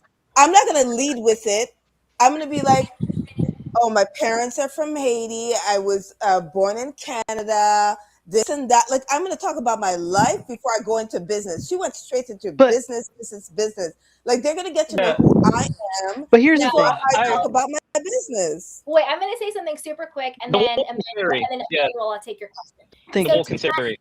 Two things. Number one, if I am a business owner and I'm on a television show, the first thing I'm going to say is, "Hi, my name is Candy, and this is my business," to the millions of people who are watching this. Only Amanda, if you're on there for one episode. If you're is strategic. no, It's strategic. only if She you're wants on there to for put one episode. No. No. And also, the ladies only ever asked her about how she made money in the cult. When did the women ever ask her about anything else? They said, "We want to know about you," but then they would stunt on Okay, her. we want to know about you. You So and then and it's really easy. It's really wait. And when It's she really wait a minute. And when she did, they would but say, it's "Oh, really easy to weave. Right. It's really easy.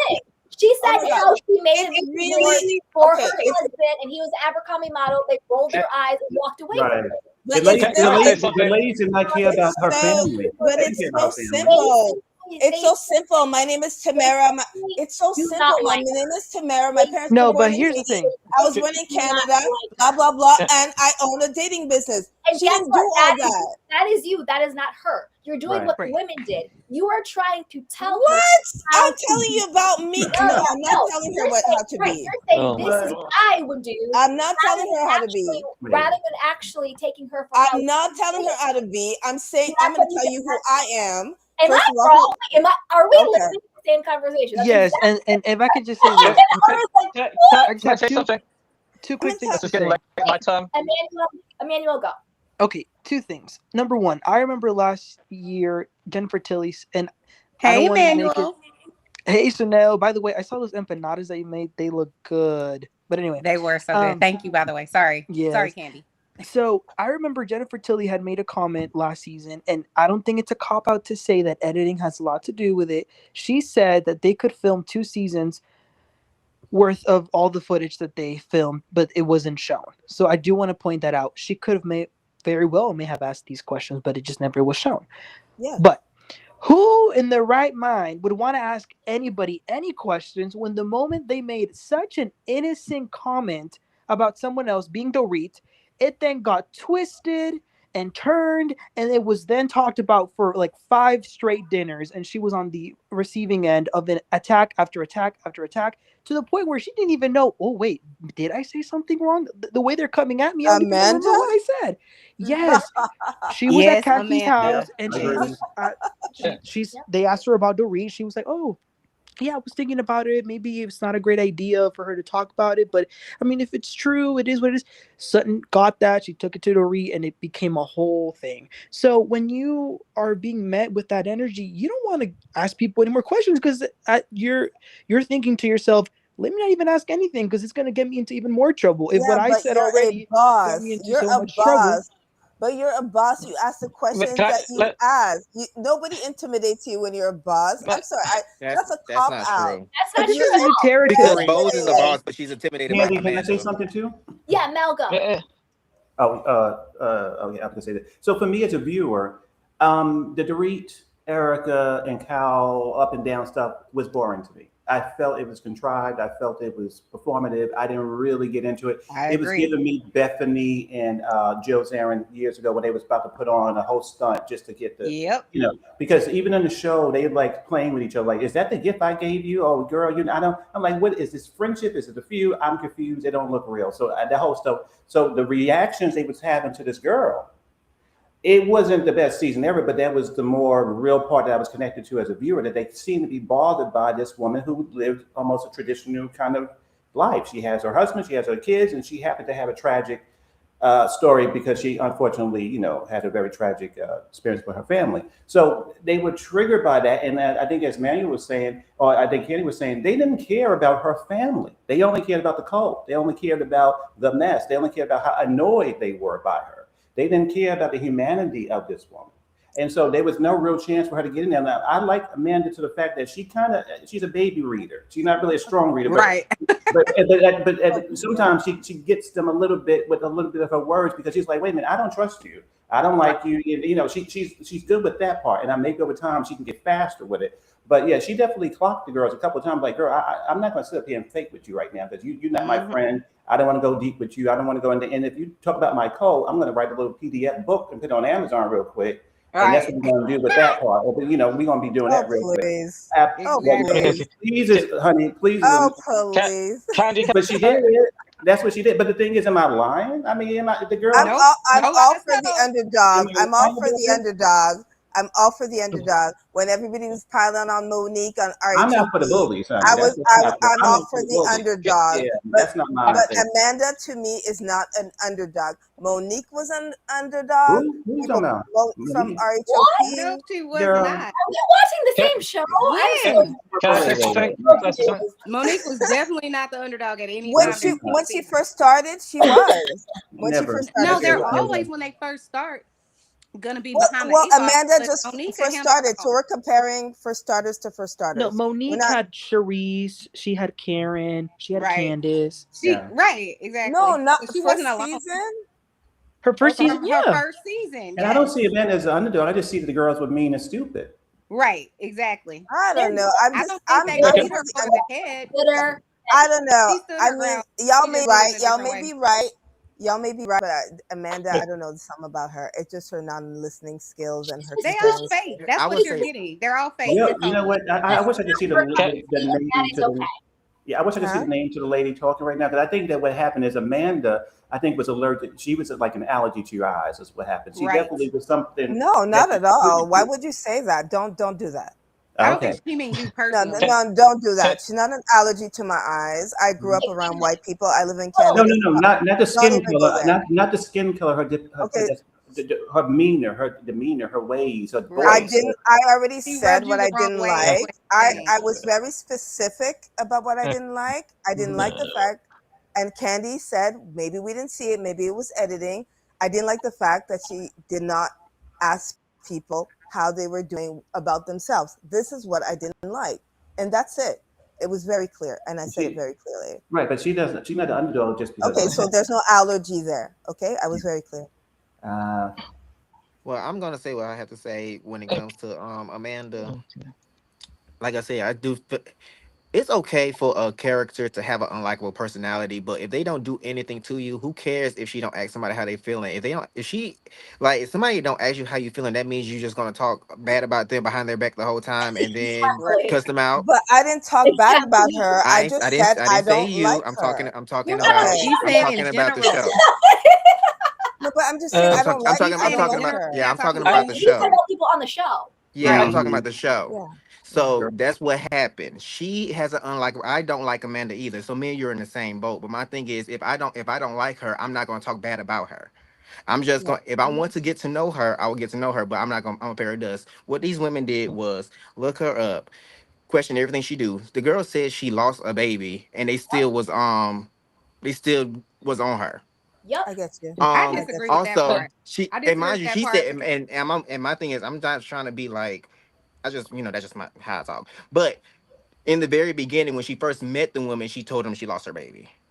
Yep. Her first scene Yeah, with but everybody. they didn't know at that dinner that she No, I ain't came talking about- into yeah. that dinner and was under what she was under, whatever distress she was under. And I felt like she But used she that. Yes, I agree with I you. felt told like them. she That's not what I'm used saying. Told that them. to kind of. No, hold on. He If we're used That's not what that I'm saying. in that wait, moment. wait, I'm talking right. Hold on. If we're gonna go there, we have to be correct with the facts of what happened. Amanda did, in the moment on the show at the dinner, she said, "I'm not with the shits right now." today is the anniversary of when my child died. She was very clear, regardless of going in the dinner, if you knew or not, you knew in that moment. Mhm. She continued on with zero remorse. And then afterwards, she had zero remorse and still tried to play in Amanda's face. And you expect Amanda to be like, I Dorit, disagree you? because What the hell this are is you? why. Let me tell you why. Hold on, I let me agree just with let me I just agree get it with what out. you're Let me just get it out. This is the reason that I disagree, because at first I was like, okay, you're using this, and it's rightfully so, to say, listen, today's not the day. Listen, I've lost 5 people in the past 6 months, so I know I'm emotional right now, right? And one of them was my mom and my brother, right? So I Oh, know if I'm so sorry. my thank you so much. condolences. But My I'm saying I know that I'm highly sensitive.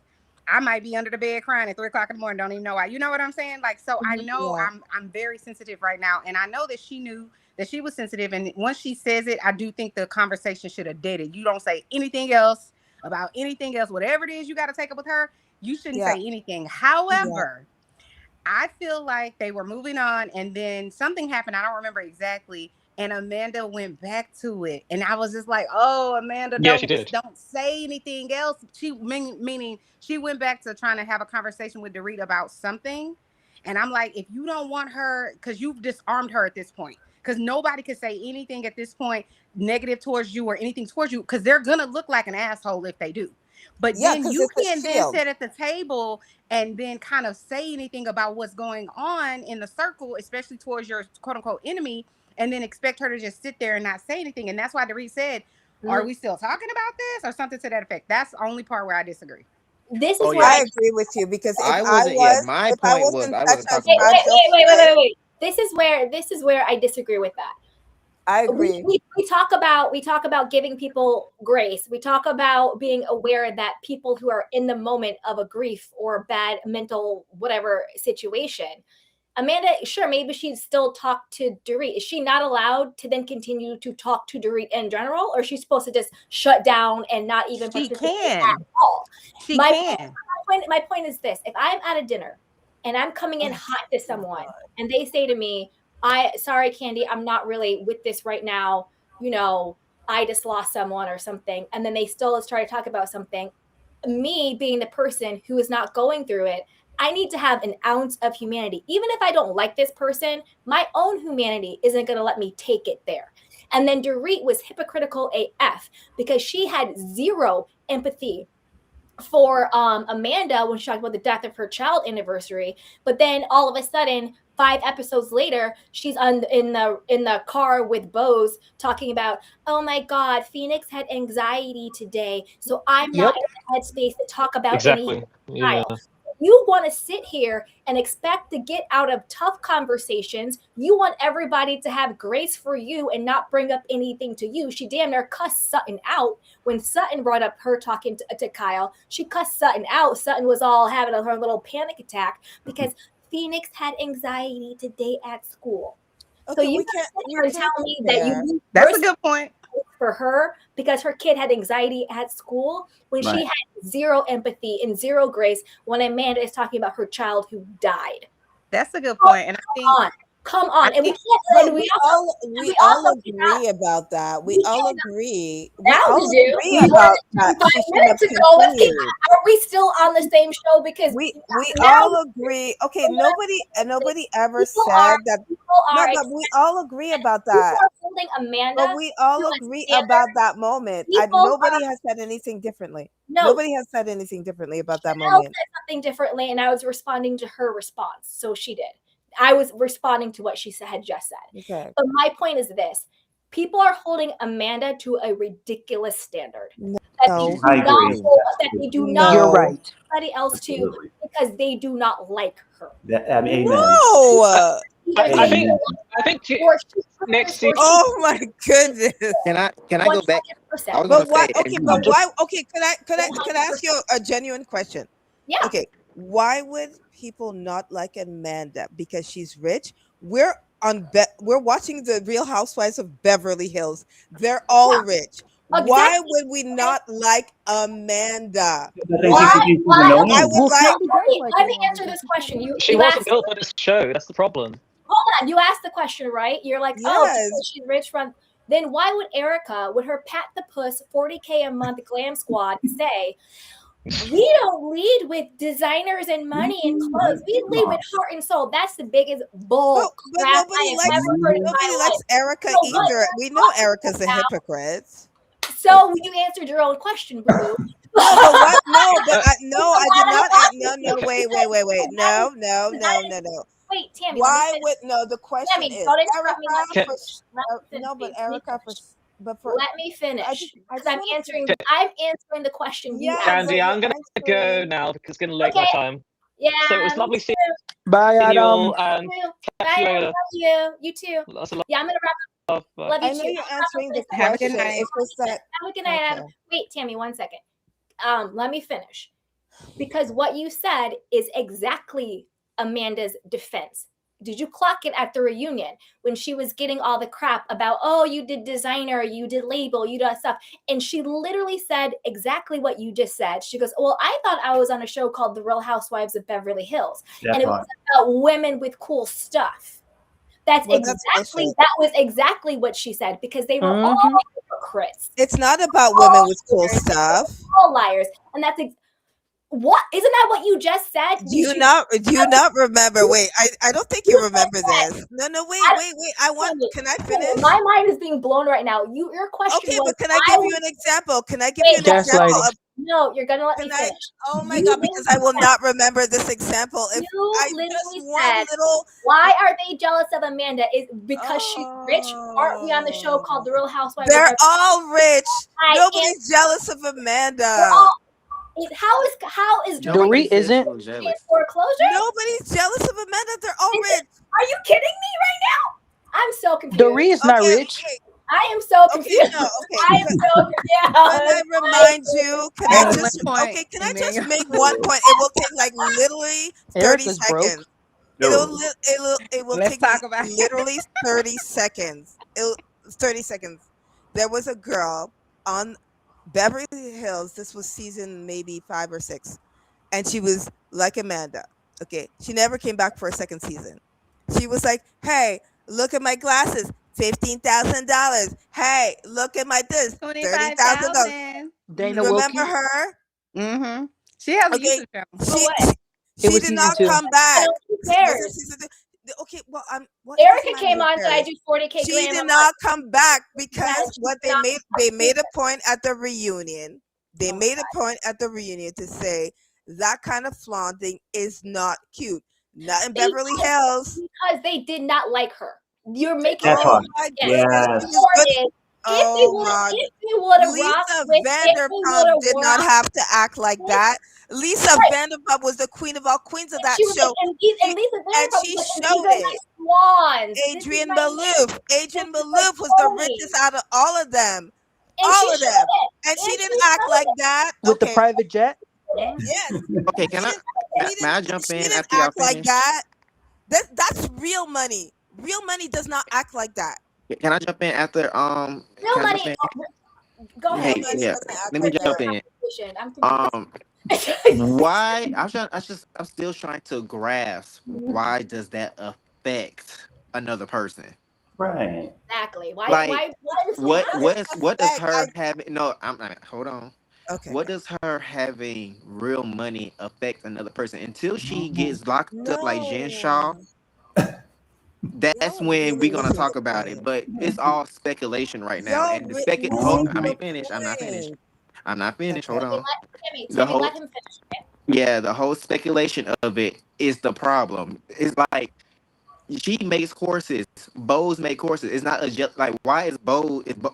I remember your point you said earlier. You said bosses don't I don't know you said something about like bosses don't get scared or intimidated or threatened. I think it was threatened. No. Bose is threatened by Amanda because they did the same Mm-hmm. thing. But boss is not a boss. Nobody said she was. But no, that's the She whole brand. she works for She people. said She's she not a was. boss. But She She had a works for whole people. workshop. the first thing that her very first scene of season 14 of season 1 was Bose, you are a boss. I am a boss, a badass bitch. I'm a boss woman. I know how to create boss women. What and also at the same time, we need to understand that Amanda is new money. New money is way different from old money. Mm-hmm. Clearly, Way different. So Amanda's always going to clearly. come across as braggadocious because she never had it. That's why. Hold on, wait. New And money she's is way happy to have it. different. How is it way different? It's still Big. money. Old money There's means a you grew big up with money. difference. I Right. know what Yes. that means, It's but like I'm it's called saying like nouveau riche, new Mhm. money. They tend to be I flashier. They're understand the more sentiment. wow. No. I Yeah, understand it's like the the sentiment, rappers but with all the That's bling now around their necks. no, That's Dorit and is new new money. what I'm money saying too, is or the was. sentiment. to I be understand honest, your sentiment, but they're all Both new money both except is for both Baby. is new money. Amanda's Yeah, new they're all new money money. except for Sutton. Oh, Even Sutton, yeah. Kyle Sutton, is even new Okay, money. Sutton's well, they've been well in their Sutton. money for a long For time. lifetime. You can tell Kyle Amanda is new just got money. her money, like maybe 5 years ago. Yeah. they're all on a show to be flashy. So I don't understand what the problem is. Okay. It's not Exactly. flashy. That's what It's All we of them, trying to and say. real no. talk, It's the and pretentious. hold on, It's wait. And then Wait, can I also say too, something, I Candy? tuned in because Yeah. I want to see the. Listen, I'm that girl. I'm gonna stun on people. Like that's just what I do. Thank you. I like Chanel Yeah. and Louis and all of the things. So I love to watch. I wish all of the housewives kind of operated the way Beverly Hills does, where they walk around with their Hermes and they spend 15K on whatever on Mhm. in a store. They fly around in a private jet. I want to see people stunt. So I don't Lisa see any Vanderpump. problem with her saying, "Yeah, Miami get was my like that, Chanel but bag." they I don't even cancel that. understand. It's like people want to find a problem with her, and it's not landing because she's on a TV show called Beverly Hills Housewives or The Real Housewives of Yes. Beverly Hills. So I don't know Yes. why she can't stunt. Why that's finding fault in her Yeah, because but she's a that Mm. child kind of stunt. money is not that kind of money. Lisa But It Vanderpump doesn't is matter. She's money. It still don't her money matter. spending the No, same she way Why the does old it do. money. Oh, matter? I'm Candy, sorry. can I say Money's But something? she money. just, Who cares? but in the same token, she put down people who married money. I cannot deal with She made people one like shitty that. comment I out of cannot deal with people like that. episodes. Let the girl Right. live. So she's You're Melgo, on pretentious, a just so are the show. rest She of them. said Dorit Melgo, No, financed her. She said Dorit financed her life to a man when Dorit has debt for a man who have a foreclosed house. but That's but the he was truth. rich. Yeah, Twice. Yep. it is. But Right. But it's the but at the end of the but day, it's the She truth. would have said the same thing about Kyle if Mauricio messed over Kyle. But That's Because that's a not gonna Kyle's fact. not happen. going It's through a not the truth. foreclosure. It's not the exactly. truth. That's Yeah, why but she's Kyle not I'm in going a through a very different foreclosure. financial It could have situation than happened you. to any of them. It could have happened to any of them. So That's she's why a having the old hypocrite. money doesn't You just, matter. I mean, this Yeah, is that's why I said. you Yeah, just I don't get what walk you're trying with to her. say. That's it. And no matter what she says or does, you're not gonna like it. Right. Well, that's what I was going to It's say not too. no until she Candy. says So, can something that Candy, I was makes going to say something. sense. Wait, let Until Mel go. Amanda says Let Mel something go. that makes sense, Thank then you, I'll Candy. like Thank her. you. Yeah, Thank let you. Mel go. Go So, Mel. Candy, I was just going to say again, as a viewer, what it seemed like to me watching the show all these years, the complaints they had about Amanda, they kind of, like you said, let the other friends get away with. That just the Oh way my she god. talks, the way she sounds, what she does. So basically, in the real world, if you have friendships with people, you're not as annoyed with them as you are with people who you find annoying. Basically, it's just very simple. So like Exactly. that Dana Wilkie lady that said 25,000, whatever, they just found her to be uncool. They found her to be awkward, and they just thought she was nerdy or whatever. So they made fun of her because she sounded awkward. But other people come up there and talk about they bag for 40,000 or whatever it is, gloating and having saying I want to. Give a BJ to my husband for a bag or whatever jokes they make. Whatever remember this. So they do play with it. They let each other get away with a lot of stuff because they like each other or they have liked each other. But if you knew and they don't like you, they're going to crucify you. It's just that simple. And Right. there's a lot of friend groups do that all the time. And now I was going to say too, in Potomac, as we brought Potomac up earlier, that was one of the reasons that Candace had an issue because the girls over there would crucify her for certain things. That's And a fact. she said, the post or the needle keeps moving. So sometimes I think Amanda might feel that way too. At a certain point, she can be around, and Garcelle Oh felt my that way god. too when it came to the Fox 4, whatever it was. That if you're a tight group and you like each other, you're going to pick on things on other people, but you're not going to do it with your own group. It's just that simple. It's not like Right. rocket science to me. To compare 100%. Candace to Amanda is an insult. They're Well, I'm not just on well for the me. No, I'm he's got saying a that. point. What He's got a point. Candace and Thank you, Amanda. Emmanuel. what he is saying, what he's talking about is not them like specifically. He's talking about The likability factor. treat. Yeah.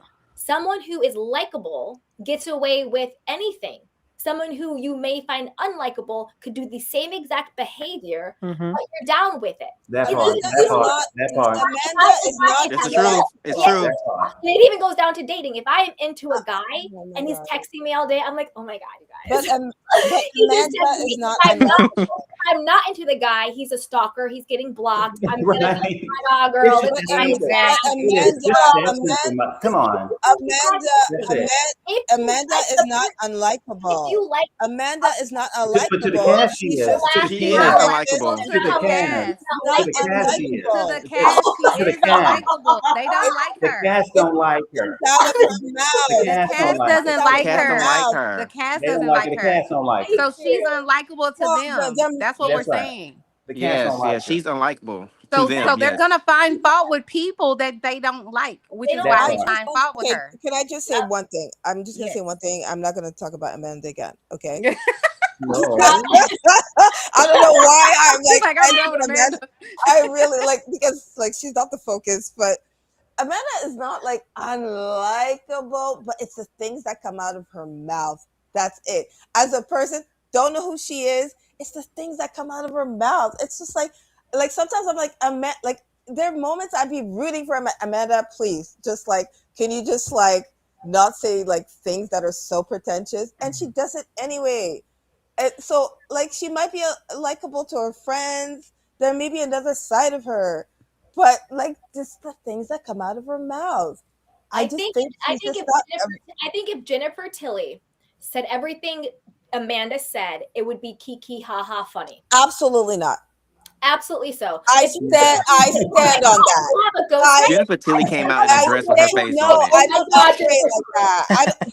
But I don't operate like that. I don't operate on like, oh, if she's Jennifer Tilly was like, no, oh my God, no, I absolutely. want I to invest don't my operate husband like into an that. Abercrombie It's model, what- and now he is one. Everybody would be It's like, what comes out of your it's what comes out of your mouth. Tilly can have Simpsons money, all the money she wants. The moment she starts talking like Amanda, I would not like her. That period. Erika, I liked her in the beginning. When she started talking all her crap, I'm done with her. Like she could come back and act all this and that, all she wants, and have all the fashion she wants. Don't like her anymore because what came out her mouth. So it's not about just if it was this person, if it was that person, if it was no. If something comes out your mouth that like that rubs me the wrong way, just like Bose, I don't like her because of the things she said last year at the reunion with and even just before that. Like so, I it's wish not the cast about. operated the way you do. I wish the cast thought the way you do, but they don't. Okay, well, I mean, Oh, I was gonna say, and this is my last point before I go. I was gonna say I do agree. What I don't know the young lady name who said the old money, new money thing, but I do agree it don't matter. I'm Chanel. Hey Chanel, how you doing, girl? Good. But I was gonna say, yeah, I just think just only a little defensive. Like I said, I don't like her either. I feel like she's kind of a one upper, but at the end of the day, I could see where I could look past it and know where it's coming from. So I feel like out of everybody, I don't think the old money, new money was the best terms, but I feel like she got her money the latest out of everybody. Everybody was had money for 15 years, 10 years. she's also the youngest. Yeah, and she's the youngest. That's True. another thing So- why they're mad at her. She's like 40 and she has all these millions of dollars. These women are like 50s, probably maybe some 60s. props to her. Yeah. The younger, the better. They're Yeah. they're being foreclosed on, divorced. But Yeah, it's and not about that, to me, Candy. it kind of gives that like to me, it kind of gives that like she's saying like I belong here too. Like I'm with y'all, and like don't count me out. And yes, it can come across like I said, all it is, it could come across as annoying. That's all it is to me. But other than that, she has not actively done anything to those women for them to act the way they do to her. That we know Actively. That's a fact. Yep. Nothing. that we know of. You're right. You We say give she you doesn't even talk. So what did she do? Wait. We would have known by now. But we don't know. We don't know. I can only We go would've by. known. I can only go by the screen. I can only go by. I don't like what comes out of her mouth. She's young. Yo, rich as F. Yes, damn right. I would buy her a book if she didn't open her mouth on that show. Seriously, come on now. It's not about Let's her youth. manifest some money for everybody. Damn right. Basically. Mhm. A woman at that, yes, every day, all day. Mhm. I don't know. So I like Amanda. I think she is who she is. I think there's nothing wrong with a woman of being proud of what she has done. With like, I think our society has brainwashed us to think that the only way for us to be likable is to be palpable, to downplay ourselves, to be that's not self-deprecating, true. to defer. Because look at That's look not. at this This is not what this is about. look at this last reunion. All the women were like, "Oh my God, why would you say you bought the house? Isn't that disrespectful to your husband? It Why is. That's so would you ignorant. make more It's money?" not It if you don't care. is. He's married to her. He's married to her. But What- it's but downplaying. but Like, then why is it a why flex? do you to have my to husband bought say me a that? But It's then if all she about Men why say it all you the have time. to and if say she said that. my husband Men say it all the bought a time. house, why Well, is that it's more not of because a men flex say than that I it's bought my okay. own house? But what Yeah, he's saying my is, issue. Rose of the Yeah. Clown over here buying a house for It her. is Right. trash to say something like that. Nobody, It's No, it's trash. not. nobody It's the said No, it's truth. called It being is. proud of I about you've Rose accomplished. buying no. a house for Okay, her I could be to proud live. of having money. I ain't Nobody broke said anything. neither. It's the But I would hypocrisy never of it all. sit there and be like, aha, this is what I did for somebody. It's Well, just then like She saying, didn't. that She never is said you. you that. don't.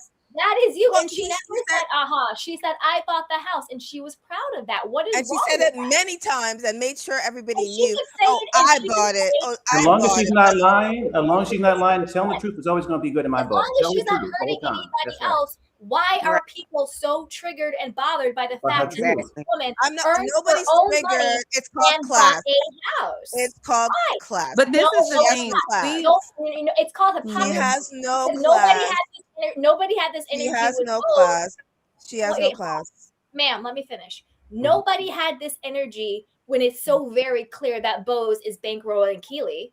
Mhm. Nobody had that Oh. energy. I told you that. Let me finish. Nobody had that energy when Bose had the scenes where she was her and her real estate agent, and she was bringing him to look at houses. It was, oh my God, Bose, you and Keely are so great. He seems like a great guy. But who Whoa, said boss, Bose. Nobody was like, oh my God, Bose, do you think he feels disrespected that you're showing Right.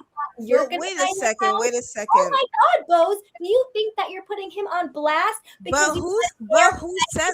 if I don't have a job, are you still gonna rock with me? She But put did him on but blast. did but wait? Didn't That Bo say? Didn't Bo say? nobody on that say- cast Didn't back Bo say at the end? what didn't- is Didn't the Bo? Oh, what wait, is wait, the wait, difference wait, wait. Amanda being the breadwinner versus Didn't Bo Bo say being at the the end of the Absolutely nothing. reunion? You're Didn't right. Bo say that people were? Didn't Bo say at the end of the reunion that people were sending messages? And she went on a rant about it, saying he's talking using about you the for your cast. money. Da, da, da. I I'm think you not talking conflating about the two. fans. I'm not Yeah, Okay, talking we about talking about fans. the cast I'm and not talking about then fans commenting yeah. because the fans Yeah. actually have common sense and we Right. actually see the hypocrisy and we're calling it out. I'm not talking about the fans. I'm talking about the cast Oh, because okay, I'm okay. pointing out what I've been saying. When Oh, you okay, okay. someone, they can move a little however they want to move and it's cool. When Right. you don't like someone and they move the same exact way, all of a sudden it's a problem. That's Then hard. what is the difference between Bose being the breadwinner versus Amanda? Other Absolutely than the nothing. fact that they rock with Bose and they don't Okay, rock sorry, Candy. I keep blank like period. conflating the Point fact blank period. fans versus cast. So I'm like, okay, are we Yeah, talking? you're conflating the two. I'm Yeah, not yeah, talking yeah, yeah. about fans. Okay, I'm okay, talking okay, about okay. the cast members being we can't be hypocritical because we don't actually interact with these Right. Okay, I get what people. you're That's saying. my And whole also, point. That's what I'm saying. When you rock with someone, what they do is cool. When you have a problem with somebody, when Amanda breathes, these women are bothered. Yeah. Yep. When she breathes, they have a problem with it. That's These right. women go out head to toe in Chanel. Kyle, every single episode. This is Key Wasabi hat. This is exactly. Key Wasabi hat. Yeah, And that's yeah, but Amanda says, "Oh, they look at all, my but back they all all of a sudden, kiss, that's a they problem." all kiss Right. Kyle's Miss ass. me They with the all, DS. but they Miss all kiss, me. Miss but they me all with But kiss this is Kyle's the thing ass. too. Like Yeah. society says that it's okay for a man to Oh, bye, quote unquote, Emmanuel. take care of a woman and pay for everything. And if he says it or even if he doesn't say it, people congratulate that woman for being kept, so to speak. Whereas Yeah, that's my if point. this Yep. lady is saying out loud, listen, I'm not keeping my husband. He has his own business. He has his own thing going on. But let's just please understand, I'm that girl. There's Exactly. absolutely nothing wrong with it when she's on a show that talks about Mhm. her being that girl. The only difference is all of the other women, with the exception of, I think, maybe Bose, they haven't really made that type of money on their own. They Yeah, had the I totally assistance of agree. either their family I or get or it. And I'm their squinting at Bose because she's too bothered. She's too irritated. She's too bitter. She's too this. Stupid. No, it's real. Like, you know what I'm saying? Right. I'm squinting at Bose. Something is up. But we Yeah. knew both. We knew Something's who up with both Bose. was I from think that last I season. think But Bose. Candy, can I go to? I was going to make the last point that the thing Chanel just made was perfect. Was that I agree. And by manual, I was going to say in 2026, a woman should be able to go up on the stage and And proudly say, I bought this house without it being so controversial. Like the simple fact is she's not trying to destroy her family. She's just trying to say that she's blessed in her family. She's not in her eyes. She's not saying that her husband is less than. She loves the man down to the socks. You know, it's just that's her man. She loves her family, but she is talking about her accomplishments. In 2026, I think you can, as a woman, do that if you want to, without you having to worry about your partner. You know, I just think that's crazy to me. Like if you brought the house, you're proud of it, then buy it. That's it. You know, what's the problem? I don't Yeah, get but it. So And here, we're and she surviving. also made the very clear point. She says, she does manifestation and mindset coaching, and she goes, I am the example for my clients and other yeah, women. She goes, I want to say I bought this for myself because I want to be an example to other women that you yeah, can do it. You Yeah, can but do it. no, And no, and but to have a healthy relationship, why, like she said, she goes, I don't think my husband finds it disrespectful. I don't think he thinks I'm putting him on blast because he right. actually loves and supports her. And he doesn't have a little baby ego where, oh my God, this Right. woman. Like he's not Todd Tucker who's gonna try and take your money while secretly hating you and wanting to hate you the whole time. yeah, but Candy didn't have to say anything because Candy was boss, and she didn't have to say, "Yeah, I did this and I did that." We already knew. Candy did that The all way, the time. She talked about her the way family. she, She we talked about already knew. talked about all the right. And Amanda is new on the scene. So But of I course think that, But you but I know think what? that, But the but way I think that she, what, no, but it's about the way you move. And yeah, but I think that Candy, I think, okay. Can I just say one thing? Okay, can I just say yeah, one thing? yeah, I you think said a lot. maybe I think yeah, I know, but I mean, like, I'm not on here a No, lot, go and on, go on. I just want to say I think I move in a different way where it's like, confidence speaks volumes, and it's not like it's the way you move. People know. You don't have to yell out loud. I don't have to walk out with a whole bunch of bling bling and this and that and blah blah and tell everybody this is what I did, this is what I. People will know. Like, and I think that's where I'm coming from. Not like, listen, not saying that she shouldn't be proud of her accomplishments. Women every day, all day, thank God. Like, seriously, because we need that kind of encouragement. But I just feel it's just the way there's no swag about the way she did it. Like, if she could have slipped it in, like, yeah, that's my house, like, or like, oh, who bought this house? Yeah, I did. But she's just like blurting it out. They're blurting it out. They're blurting it. It's like, okay, we get it. It's just like a guy. If a guy's like, yo, I got this, I got that, I got that, for me, he doesn't move with confidence. Like, and I find it both. I see it both ways. It's just like, people know when people are winning, and it would have came out anyway. You don't have to throw it out there. It's gonna come out. It's gonna be shown. Just like with elegance, just move with elegance. That's just where I'm coming from with I it. think both Candy and Amanda's ways are both valid, in my opinion. I think that Candy Burris doing her way Mhm. and being a boss is great, and I think Amanda's way is also great. Okay, yeah, Exactly. it's fair. It's fair. Exactly. Yeah. And I also think that there's been this brainwashing in our society that tone down for what? Like why do we have to not be proud and talk about ourselves and be like, yeah, you know what? I did buy this house. I do this. I do have that. My business is successful. My life looks good. It feels like because it is. Why is that so off-putting that someone is But proud of who they are and what they accomplish? But it's not off-putting. When I used to watch Kimora Lee, Mhm. life in the in the Fab Lane, I was like, yes, girl, yes, that was her show. She's like, this is what I did. Fat Farm, next, Baby Fat, let's go. Yes, but that is what she was there for. She was there to say, yeah, women, we can do it like this. There's And nothing that's wrong exactly with what Amanda is there for. That is literally her business. What she has accomplished. She's saying, this is what I have done, and I want you to be able to do it too. And this is why I teach this. And then she's also on a international reality television show. You Okay. would have to be dumber than a sack of bricks to have this marketing opportunity and not utilize it to the that. The moment she would have just said, this is my So why book. is it okay? I mean, look how much you're The talking about her moment she would now. have Look just at said, it. Exactly. You've been talking about, The- you know no, everything about Amanda. You know everything about her life, upside down, inside out. no, I don't. And You've been don't talking about it for you've been don't- talking about it for an hour. but because Am you're I wrong or talking am I about not it. wrong? No, you Well, are talking about it. But we're all talking about it. I mean, if we stop talking about it, I didn't go back to it. You didn't start talking about something else and then I went back to Amanda. That didn't happen. Like if that had happened, I could understand that you're like, oh, you were back to Amanda. You were talking Okay, about let's talk Garcelle. about I something didn't else. go back to Amanda. But I didn't go back to Amanda. Hey, Okay, It's whatever. okay. It's all love. It's not that serious. It's not that deep. Yeah, it's really not. yeah, I was Not gonna that say, serious. It's really not that deep. You at the guys. end of the day, all of us want money some way, somehow. Exactly. It's fine. And Yeah. It's really we want not. our bills paid Yep. and our food Exactly. paid for and food in our fridge or whatever it may be. Yep. And just like YouTube teacher remote, hey sweetheart, valid point. Erika had a whole made up career and they were all over her music. And Amanda comes in with an online business and they all lose their ish. No, I can't fall on that plate. Exactly.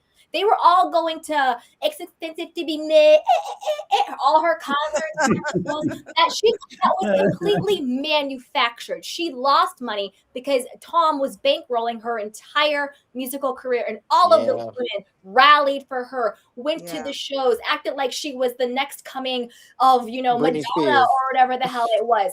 That is a complete joke. Amanda comes on and it's just like, I sell online courses about believing in yourself or whatever it is. Yeah, but I they can do didn't that. they did not like Erika for The season. reason why I can do that is because I've done it myself. So let me tell you what I have done, what my life is like. Because They how didn't am I like going to show you Erika how for to do it if I'm not living it? They didn't So like I Erika for season. I say kudos to Amanda. Good for She her. did it. She's Yeah. great. She's rich AF. I'm gonna go reread her book. I'm gonna go retake her course so I can Okay. be more rich AF too. Good. Okay, Power listen, go to you, ahead, Candy. girl. Oh, by the way, I wanted to ask you, are you gonna cover?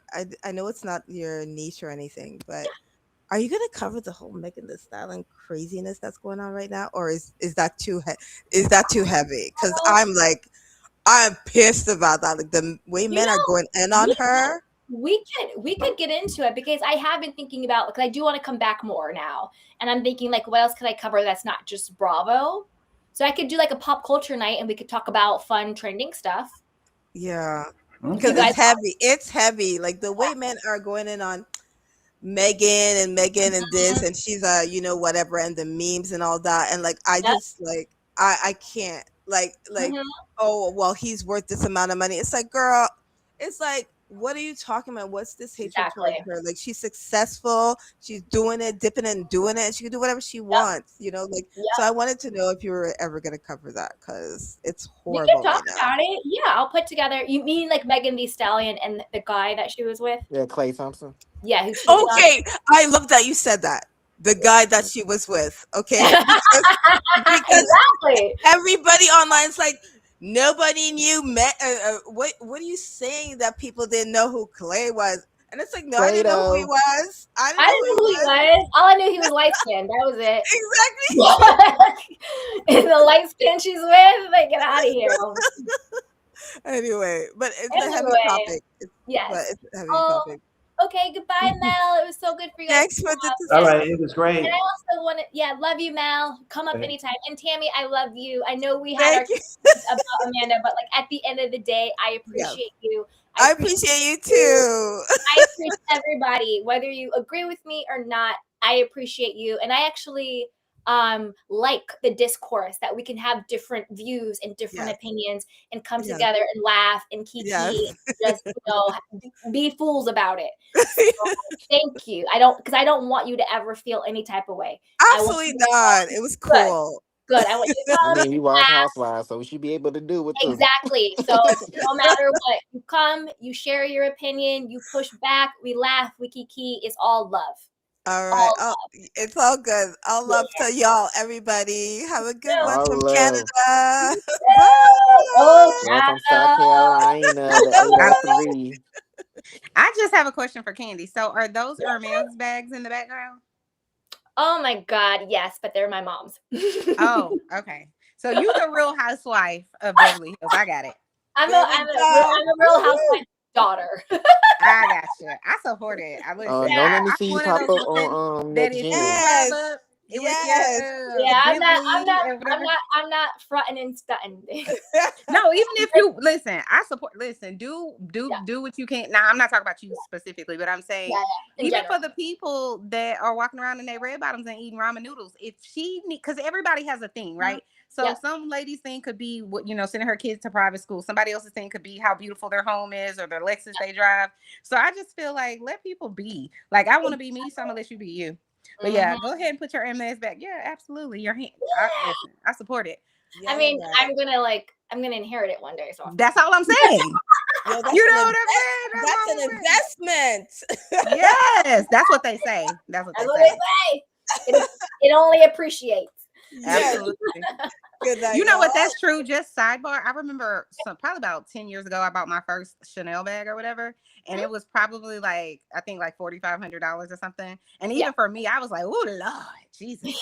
But because that's a lot of money no matter which way you look at it, no matter what you do, it's still for $4,500.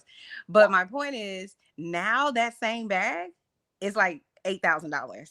Yep. You know what I'm saying? Or $9,000. I'm like, Lord Jesus, I don't know if I'm be able to afford this in a little bit. Like, for real. For real. But anyway, I did want to say I was happy to see the little thing to say, oh, Candy watched it. I was like, oh, yay. Because I think you have a very, I'm sure you know this already, but you have a very intellectual conversation on your channel. Even though we're talking about Miss and even though we're talking about the Real Housewives or whatever, I just love it because sometimes some parts of the internet are very dark. I'm coming to learn. And it's like, who are these people? Like, you know what I'm saying? They hate themselves. They hate black women. They hate it. I'm just like, so when I came over here, I was like, oh, I'm back in the light. Thank you so much. But y'all have a good night. You too. So good to see you, sweetheart. Bye. You too. Bye. And so good to see you too, Johnny. Yeah, is this a new streaming service? I don't have a profile picture. Yes. It's very neat. It's nice, right? Yeah, Yeah. I switched this and then now I'm gonna try to go on more. Now that I've like cleared up some stuff, I'm gonna try to go on more and do more. Okay, well, I'm I gonna be missed looking it. forward. I've been on Yeah, for almost yeah, 4 hours. Like I need to come back. yeah. Because I remember you came back for a little moment, for Potomac Yep. last year, and I was You like, gotta yeah, tell she's Rolla. back. But I'm excited. Yeah. If you're Are you gonna do more watching Rolla? panels, I'm gonna most definitely join. You know, I'm always gonna say my little piece. Like I said, I psychoanalyze these women like it's my damn job. Well, I don't know if I can cuss. My job. Oh, that's fine. And I'm also in the Twitter sphere of it, so I'm over there fighting for my life down there. But it's okay. That's why I come up here so I can have intellectual conversations sometimes. Mm-hmm. But this was a good little comeback. I'm happy we all got to Kiki. I can't wait to see you do your pop culture stuff. Are you gonna be doing any tomfoolery Rhode Island? You know, I think I'm gonna do Rhode Island. I'm gonna do Roa because I gotta give props to my girl Angela. Love her. And I think I'm gonna do a recap of Summer House nonsense, the whole Sierra West of it all. Oh And then yeah. I think I'm gonna do like pop culture nights, or maybe I'll do like 3 trending pop culture topics, like maybe like Meg Thee Stallion and something else, and then just talk about what's trending in the world. You know what I mean? Okay. Well, Yeah. I'm gonna be up for those. Yeah. Most definitely for Roa. Child, child, it's getting kind of sticky over there. Mhm. It's getting very, very sticky. Yup. And It'll be good. I can't wait. I'm gonna say my opinions for then. But I can't wait to see how you feeling about this Rhode Island mess too. I can't because Yes. that's new, a new city. Mhm. So, but I'm gonna let you go do your little thing. I'm gonna probably go live with somebody else too. Just talk my mess. That's what I do Yes, best. I love it. I'm gonna go eat something. I'm hungry. Yeah, I just left from meeting. I said, "Oh, I ate my dinner, candy on." Let me talk a little bit and go Yay! about my business. I love it. You have a great night. You too. Mwah. So, thank you, my beautiful candy canes. This has been so much fun.